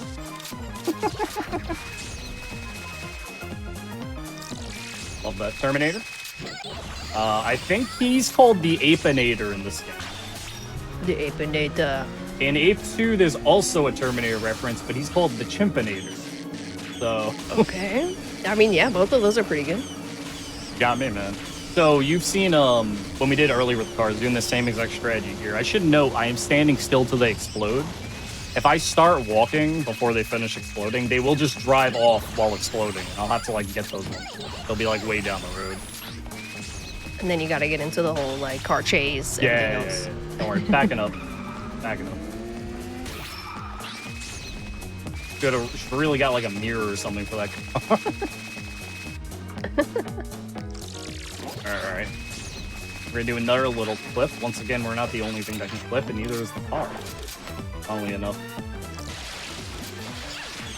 Alright, let's go up here. This is the end of the stage we're going up to. And this, you know, the ninja transformation, our little buddies, they can clip too. Hit buttons through walls. Great. Oh, nice. They're coming with. Yep, come with. We got one more transformation we're gonna have to do. So we're gonna have to grab the. And we're gonna wait a little bit. We're actually gonna take like a little power nap. Fills up the meter faster. And as I've said, we are not the only thing that clips. You know what else clips? Our water net. Oh, I missed it. All right, we're gonna have to reset that. That's a hard clip to do. It has a setup given to me, but I don't remember who made this setup, but it has a very specific setup we're trying to do. This level with the golden monkey. We're gonna get back up there. We're gonna try again. There is a backup monkey for him, but I have the time to do it. I can get over the barrels. Barrels are the worst thing in it. Oh, There's like a little toxic banana on these barrels. God knows what they're producing. All right, let's try this again. Go underwater. We're gonna jump up, jump, land. All right, I missed him. We're just gonna get the other monkey. That monkey is quite hard to get that clip. There's a little setup where you jump and shoot the net like I did that works, you know, almost all the time, but it would be during my GDQ run that I cannot get. Oh, it's okay. Yeah, Nah, it's fine. No problem. Yeah, it's fine. Yeah, you know what? Now you get to see another monkey you wouldn't have saw. These monkeys, you know, they're running on like toxic potassium. Don't worry about it. Goodness, I sure hope not. All right. There's supposed to be water there, by the way, but because we're going through the stage backwards, we never drained it. That's kind of why we just did what we just did there. All right, so we're gonna get the extra monkey, and he's in this warehouse here. The rest of the monkeys are in here, and this. So I should mention we're playing the PS3, Japanese PSN download of this, very specifically for one clip, which I'm gonna do after we catch this guy. This is my backup monkey. Gotta go, James. Oh, don't want to touch the lasers. Closes the door. These lasers can be really annoying. Why we're trying not to have to catch this monkey. All right, there we go. That's the backup in case you missed the clip. That's just, you know, it's just faster than trying again. All right, we're gonna go up here, and I will show you the clip really quick. We don't just clip through walls and anything. Clip through ceiling. Whoop, gotta get this guy first. This box gives us just enough height.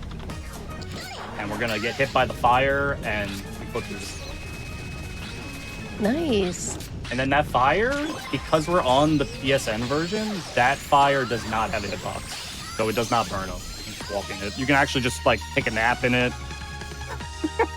So this is like Japanese version exclusive. Yeah, that's exclusive to the PSN version. That's very cool.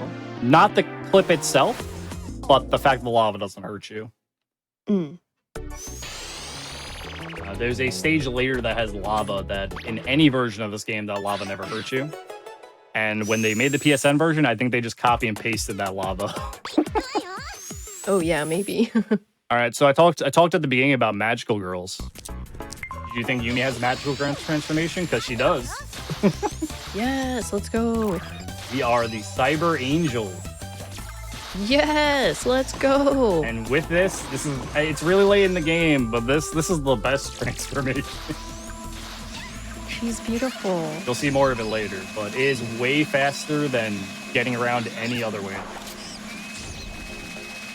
Yeah, I'll say. You're going fast with her. This is a very long stage, actually. It's extremely long, but we're just gonna go over here and not do it. This is called Tomoki City. It's a city Spectre made for a guy named Tomoki. Tomoki is one of the scientists that helped work on the hippo helmet with the professor. This is Tomoki. That's his statue. Great looking guy. And so Tomoki got into an accident and got a hippo helmet permanently stuck on his head. So Spectre is blackmailing him that he can get it off if he helps him, and he's the guy who's actually been making all the enemies we've been fighting. And Spectre even gave him his own city. So it's kind of like he's like a good guy but forced to be a bad guy kind of deal in the story. It's why he's kind of like a favorite. Okay, he's like kind of the vigilante. Yeah, you could say that. All right, we're gonna head right into Tomoki, and we're doing a very infamous skip called the Green Room Skip that is very hard, and I'm gonna pay attention. We're actually gonna use this club to set our exact position. Hopefully that looks good. I'm gonna use this to test. That could be good. And we're skipping Green Room. This room is very long, but we're using this specific diagonal piece there to wedge us into the wall and just skip the whole thing. And the lineup for that is extremely precise. Whoa. I wouldn't call it pixel perfect, but it's very precise. Very cool. I like that. This stage is actually we do very little. You're gonna see me doing hip drop storage to get to a lot of the exits for these rooms. There's a whole massive room I just do not even do. We don't even catch a single monkey in this game. And we're even gonna use Cyber Ace here, Cyber Angel, skip this whole room too. There are several monkeys in power suits that are like flying around that if you catch, you can get platforms to do the platforming. Or you can very specifically fly with the Cyber Ace to get through. Now, because we didn't catch those monkeys, this door isn't open, but that's okay. Walls are just a figment of our imagination in Ape 3. Just gonna go right through this, hopefully. No, looks like, oh, we didn't get through. That's fine. I'm gonna fly up and try again. No, we got through that time. I'm in the background here. The camera won't come with me, but I know where I'm going. So we're just gonna hit that load zone right there. We're done with Tomoki City. Didn't have to catch a single monkey. Wow. Yeah, Now you we didn't get have to do anything like that. Yeah, now we get to fight Tomoki. Oh, okay. There's no ground in the city. It's just a floating city in the sky. Yep, let's fight. Let's fight. That's what he I'll says. give you that one. I'll give you that one. You might not get to hear it, but if he does his special attack, it's the greatest animation ever. Whoa, this boss is another level.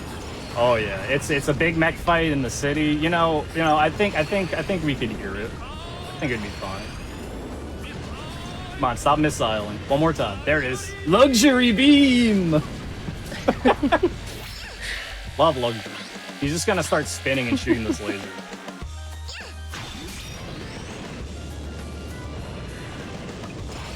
All right, let's try to hit him in the back, and that should end the fight. What you do in this fight when you're doing it for the speedrun is you hit him in the back, it knocks him down, and you can just like hit him, and he'll go down really fast. But that's the last boss before Spectre. But we got one more stage. We got to go to the main base. Luxury beam is no longer for sale. We must press on. This stage is very difficult. If you remember Ape 1, Ape 1 has this massive gauntlet end stage. They decided, Ape 3 needs this massive gauntlet end stage. Oh, this clip is hard, so. This is the clip no one likes. We wish we never found it. Oh, one of those. Yeah, one of those. You have to wedge yourself very precisely onto this platform. There we go. Nope. Don't transform. Gum. Nope. Don't. We're in a like a little weird state. Okay, there we go. Yeah, stuff like that. Like that clip can be extremely finicky. Now, as I was saying, there's this big gauntlet stage that you would normally do at the end of Ape Escape, and with traditional Ape Escape speedrunning. Up. Phone call from my mom. We are going to skip the whole stage. This stage is actually really good with references. There's a Planet of the Apes area. There's a Star Wars area. There's like a Godzilla Ultraman area. It's kind of great. It's a really fun level, like theming wise, but we don't do it. It's a little sad. Well, it's nice to know that it's still there. Oh, absolutely. It's great when you're doing all monkeys. We're doing another clip here to go through this flow. This is the lava I was talking about, by the way. Look, I can just take a nap on it.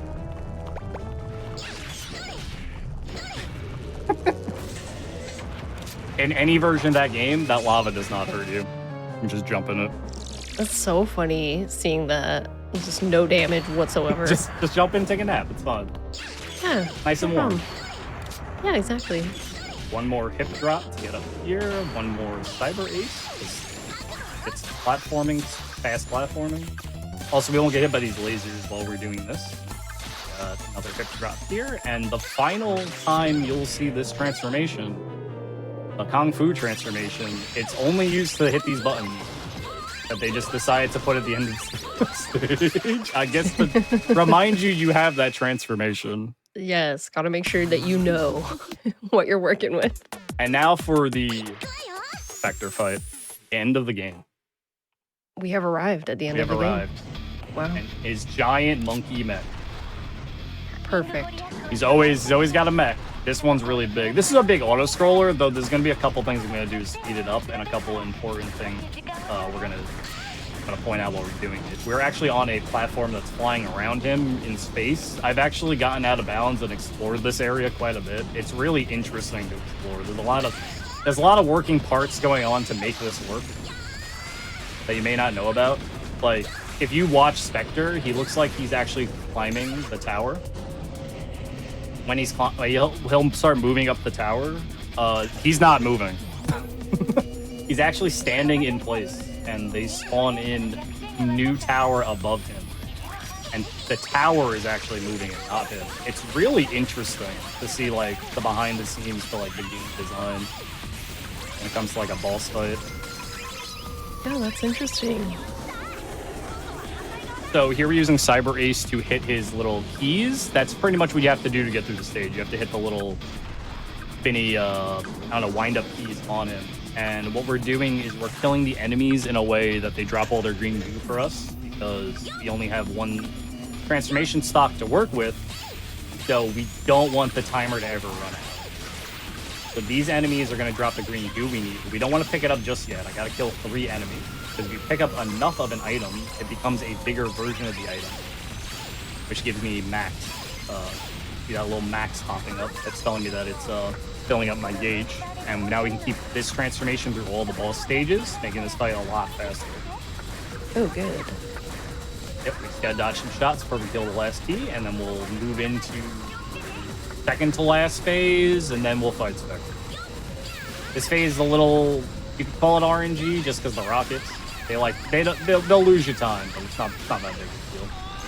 Alright, cool. I've had enough of this boss fight, so I'm going to the moon. As one does. As one does. Don't worry, we'll get to the. We don't have to be down there when he gets to the final boss. Well, whoa! I got hit. Yep, he'll come find us probably, maybe. I don't know what I'm standing on. This is interesting. Oh, I love stuff like that. That's so funny. Where are we going? All right, and we're gonna hit the head, and hopefully we don't get the hard lock this game can cause. 3 for 3? No, okay, we're not 3 for 3 this time. Oh, good. Yeah, we've had 2 already. All right, getting on and we're gonna be up to the last fight, and I'll call time when it happens. But it should be coming up very soon. This fight should be very fast if I do everything correctly. We're gonna do the same thing we kind of did for Uki Blue. We're using explosives on Spectre here, and we're using these homing shots to knock him out of his chair. That should be enough. Oh, a little short. Gonna bop him a couple times, then he'll jump in his chair. Oh, he's gonna do the explosive. We gotta catch him in his chair. We didn't get enough damage out during his phase where he was down.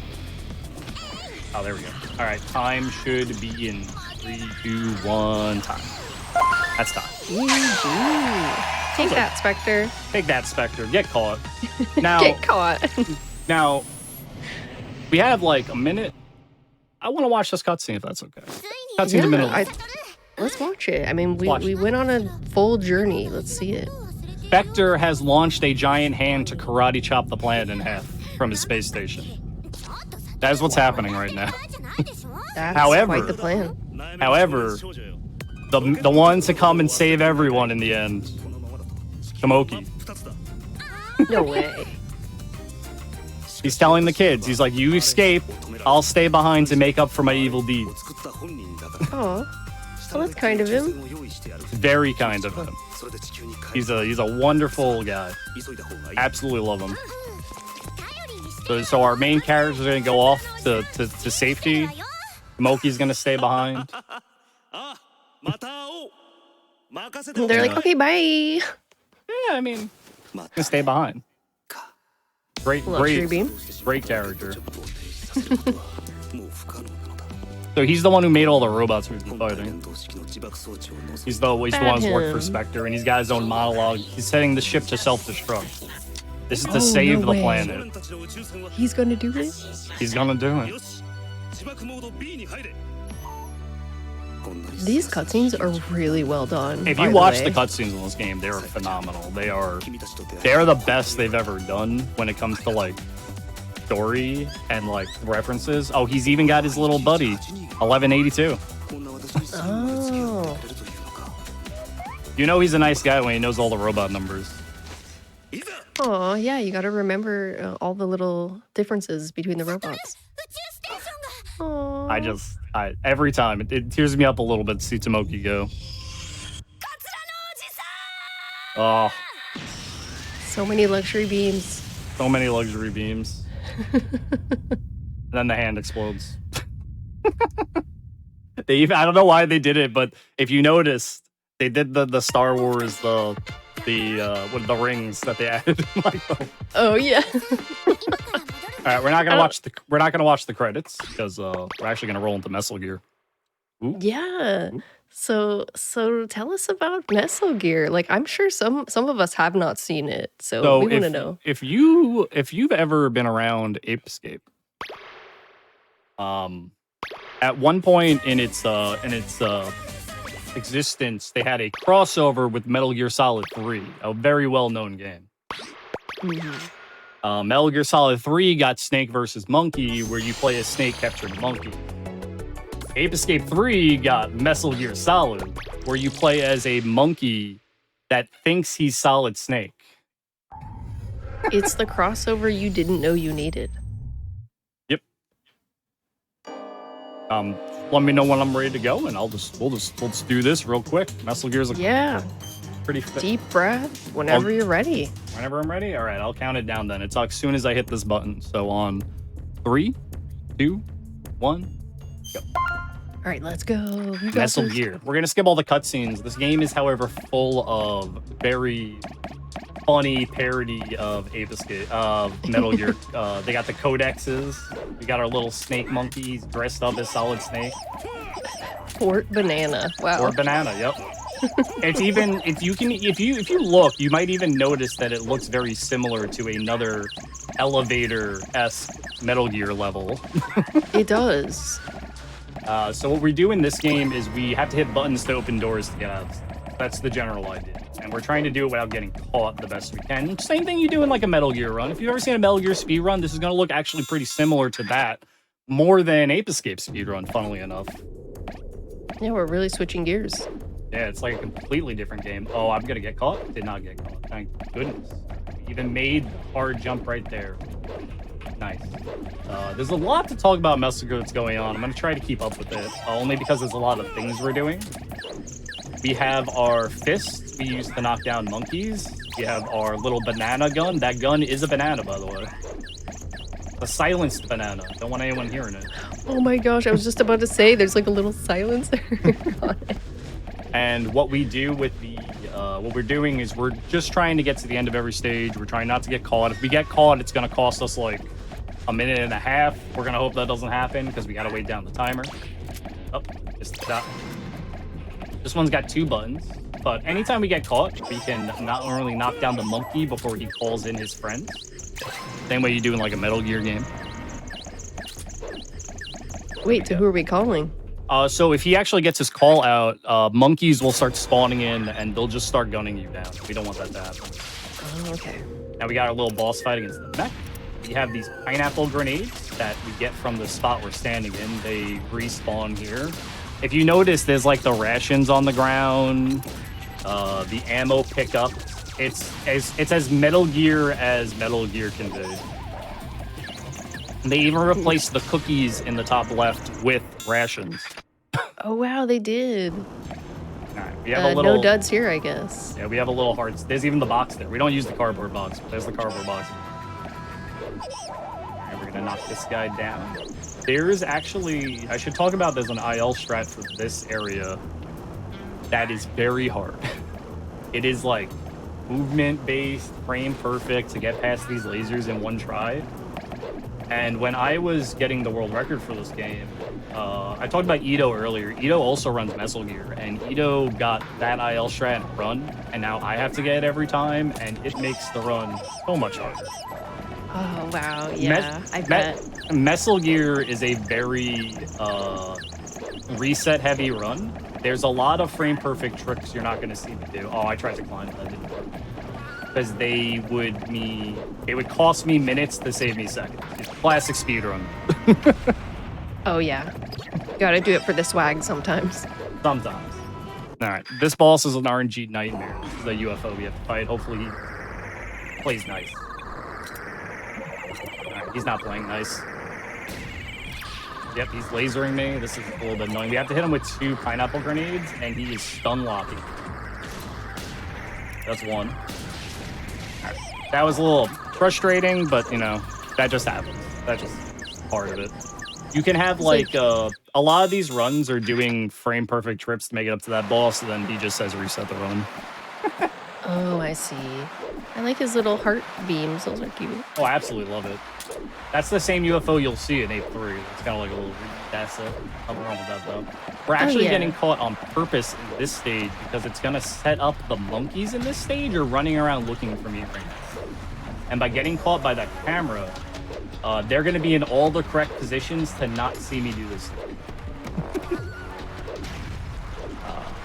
What we're doing in this stage, we're not doing a button in this stage. There are 4 machines we're destroying. The machines are through these walls here, and we have these little watermelon bombs that we destroy them actually. Not I'm going to go into them. So, because the timer ran out, because how long the stage is, and the monkeys are nowhere to be seen, no one's going to stop me from leaving. If you get caught and you have the little timer running, you know what? I guess we're going to have to wait. that kind of blows. That laser has an obscene hitbox.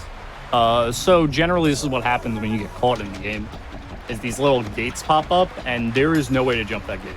We've tried. There is just no way to jump that gate. It's so, like, small, though. You would think, right? In fact, there's other gates of this height in the game we can jump, but not this one. Not these ones. Oh, it's ironclad. Yeah, they made the hitbox for them really tall. You can actually test the hitboxes using the little laser sight on the pistol, and that's normally what we use to see which gates we can jump, which we can't jump. You get like an idea of how the run would be. Also, look at this. You may recognize this boss. Oh yeah, it's like the same. It's that mini boss before. Yeah. We're using the pineapples in the same way we're using the transformations, just like stun lock. Funny enough, that kind of thing from the Ape 3 run carries over into Mesal Gear. Well, like you said, they can reuse assets sometimes, and it's totally cool. Absolutely. Welcome to the Yeehaw Town Part 2. Yeehaw! Unlike every other stage, they didn't put an end gate in this stage to stop you from leaving, so we don't have to worry about getting caught in this stage. Wow, really? Yep. I don't know. Weird. Okay, yeah, sure. Just dive away, I guess. Yep, make our way to the end of the stage. Behind these little walls here with the crack in them, we can actually use our watermelon bombs to break those open. There are a bunch of POWs that are all like the kind of the special monkeys you would have seen in Ape 3. Yeah. Also, there's Ocelot and there's Snake. Actual Snake. The actual model with, funnily enough, banana pants. Oh my gosh, that he's right there. He's right there. Snake himself. Captured by Peepo Ocelot. Oh my goodness. This is too much. So what do you think we're gonna fight? Like, have you ever seen a Metal Gear playthrough? What do you think you fight in a Metal Gear playthrough? Fight a Metal Gear. Yeah, I was gonna say, like, we gotta fight a Metal Gear at some point, right? 1, 2. I gotta count these. 3, 4, 5. I missed 2, but that's fine.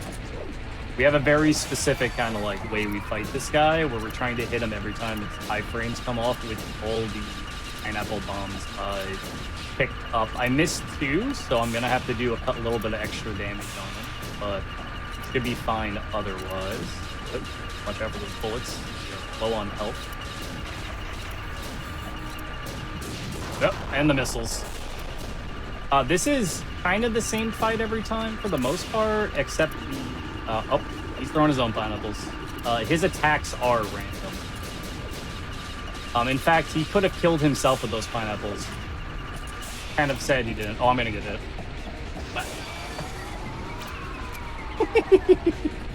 Love that. Alright, and as is tradition in Metal Gear, after the Metal Gear fight, we're gonna fight Ocelot on top of the Metal Gear. Let's go. We're ready. And he beat me. You know, just like Metal Gear. It was like, blink and it's over. It's alright. We can game over, no problem. Put those right back in the fight. We have to kind of chain him, and Ocelot can be very hard, like extremely hard, because he can just do that spin. Time's gonna come up extremely soon. As soon as he falls down on his bottom, but right there. GG. I was trying to hear it, like, when you did die, did it say, like, Snake? So the professor will go, Snake? Snake? He'll do the whole thing. It's great. I feel like it's a missed opportunity that they didn't say Ape. Ape. Oh, yeah, maybe. But I see what they're doing here. Oh, they're having like a tender moment. This goes with that last cutscene, but this is Snake, not David Hayter.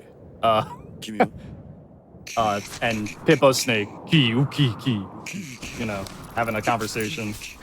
What are they talking about? I think they're just talking about how they're both kind of the same. You know, they're doing like a little philosophical like thing. Wow. About how they both exist in the world and how it's weird that he exists. we're just two snakes. Yeah, sharing the same universe. Pippo Snake he just thinks he's Snake. He's not really Snake. He's the best cosplayer of Snake. Oh. The scene. Hey, Snake. Trust me, Tippy. Hey, Snake. No. You did good out there.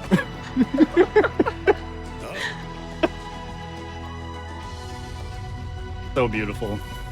Oh my gosh, I have tears in my eyes. It's beautiful. Absolutely. I love it. Wow. God. Bravo. Oh my gosh. That's all the ape I got for you today. Damn, Kami, well done. Thank you so much for showing off not only Ape Escape 3, but Mesal Gear Solid as well. That was an absolute treat. Absolutely. Do you have any shout-outs, comments, anything you want to talk about before we wrap up? Well, for Ape 3, we got to shout out Edo. We got to shout out Captain Falco. If you ever see him, he's a good Ape 3 runner. And you know, anyone in the Ape community who plays Ape 3, MG Mokes has been trying to do this game with as little gadget uses as possible, and he's been finding tons of random clips in the game. Absolutely wonderful. And then for Mesal Gear, gotta shout out our boy Sergeant Silent. I see him in the chat. Man is a legendary Metal Gear and Ape runner. Should be mentioned. Yes, absolutely. Hi, Sarge. I think he's done Ape for GDQ before. Yeah, that's all I got. You know, nice. I had fun being here. Thanks for having me, Tippy. You know, anytime, thank you, Kami. Anytime you need Ape, I'm here. Yeah, we're gonna have to talk about what your future plans are for like speed running. Like, what are you gonna be working on next? Oh, so right now I am currently trying to get the world record in Ape Escape 1. Okay, So we're doing so a general daily grind of the game, as many hours as I can put into it without hurting my hands. Ape can be a little rough on the hands. oh yeah, I remember you telling me about the It's shenanigans a with lot of the. spinning the stick. So your Mm-hmm. right hand can get very tired very fast. So Well, it is good to hear that there's no signs of you slowing down with Ape. absolutely not. Very exciting stuff.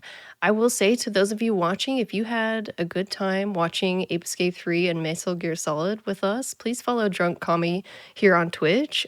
His Twitch link is pinned in the chat. It's drunk_Kami. Mhm. And when can the viewers expect you next? In like 10 hours, I'll be speedrunning Ape.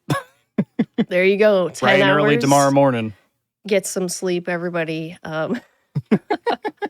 But thank you again, Kami. That is going to be a wrap on tonight's episode of Time Capsule. I have been your host, Smooth Operative. Thank you all so much for watching. If you're interested in submitting your own speedrun for this show, you can use the command !Time Capsule right here in our Twitch chat, or come find me on Twitch, twitch.tv/smootoperative for more information. We can talk about it. For more hotfix, be sure to check out the VODs on our YouTube channel. That is youtube.com/gamesdonequick. And if you are watching this on YouTube from the future and you had a good time, please make sure you press the like button on the video, subscribe to the channel if you haven't already. And if you just missed out on our hotfix shows tonight with random number generation and time capsule, stay tuned after the break because we will replay both shows. That's going to be it for us. Thank you all so much again for watching. Have a beautiful day or night wherever you are in the world. And the Hotfix crew will see you next time. Goodbye.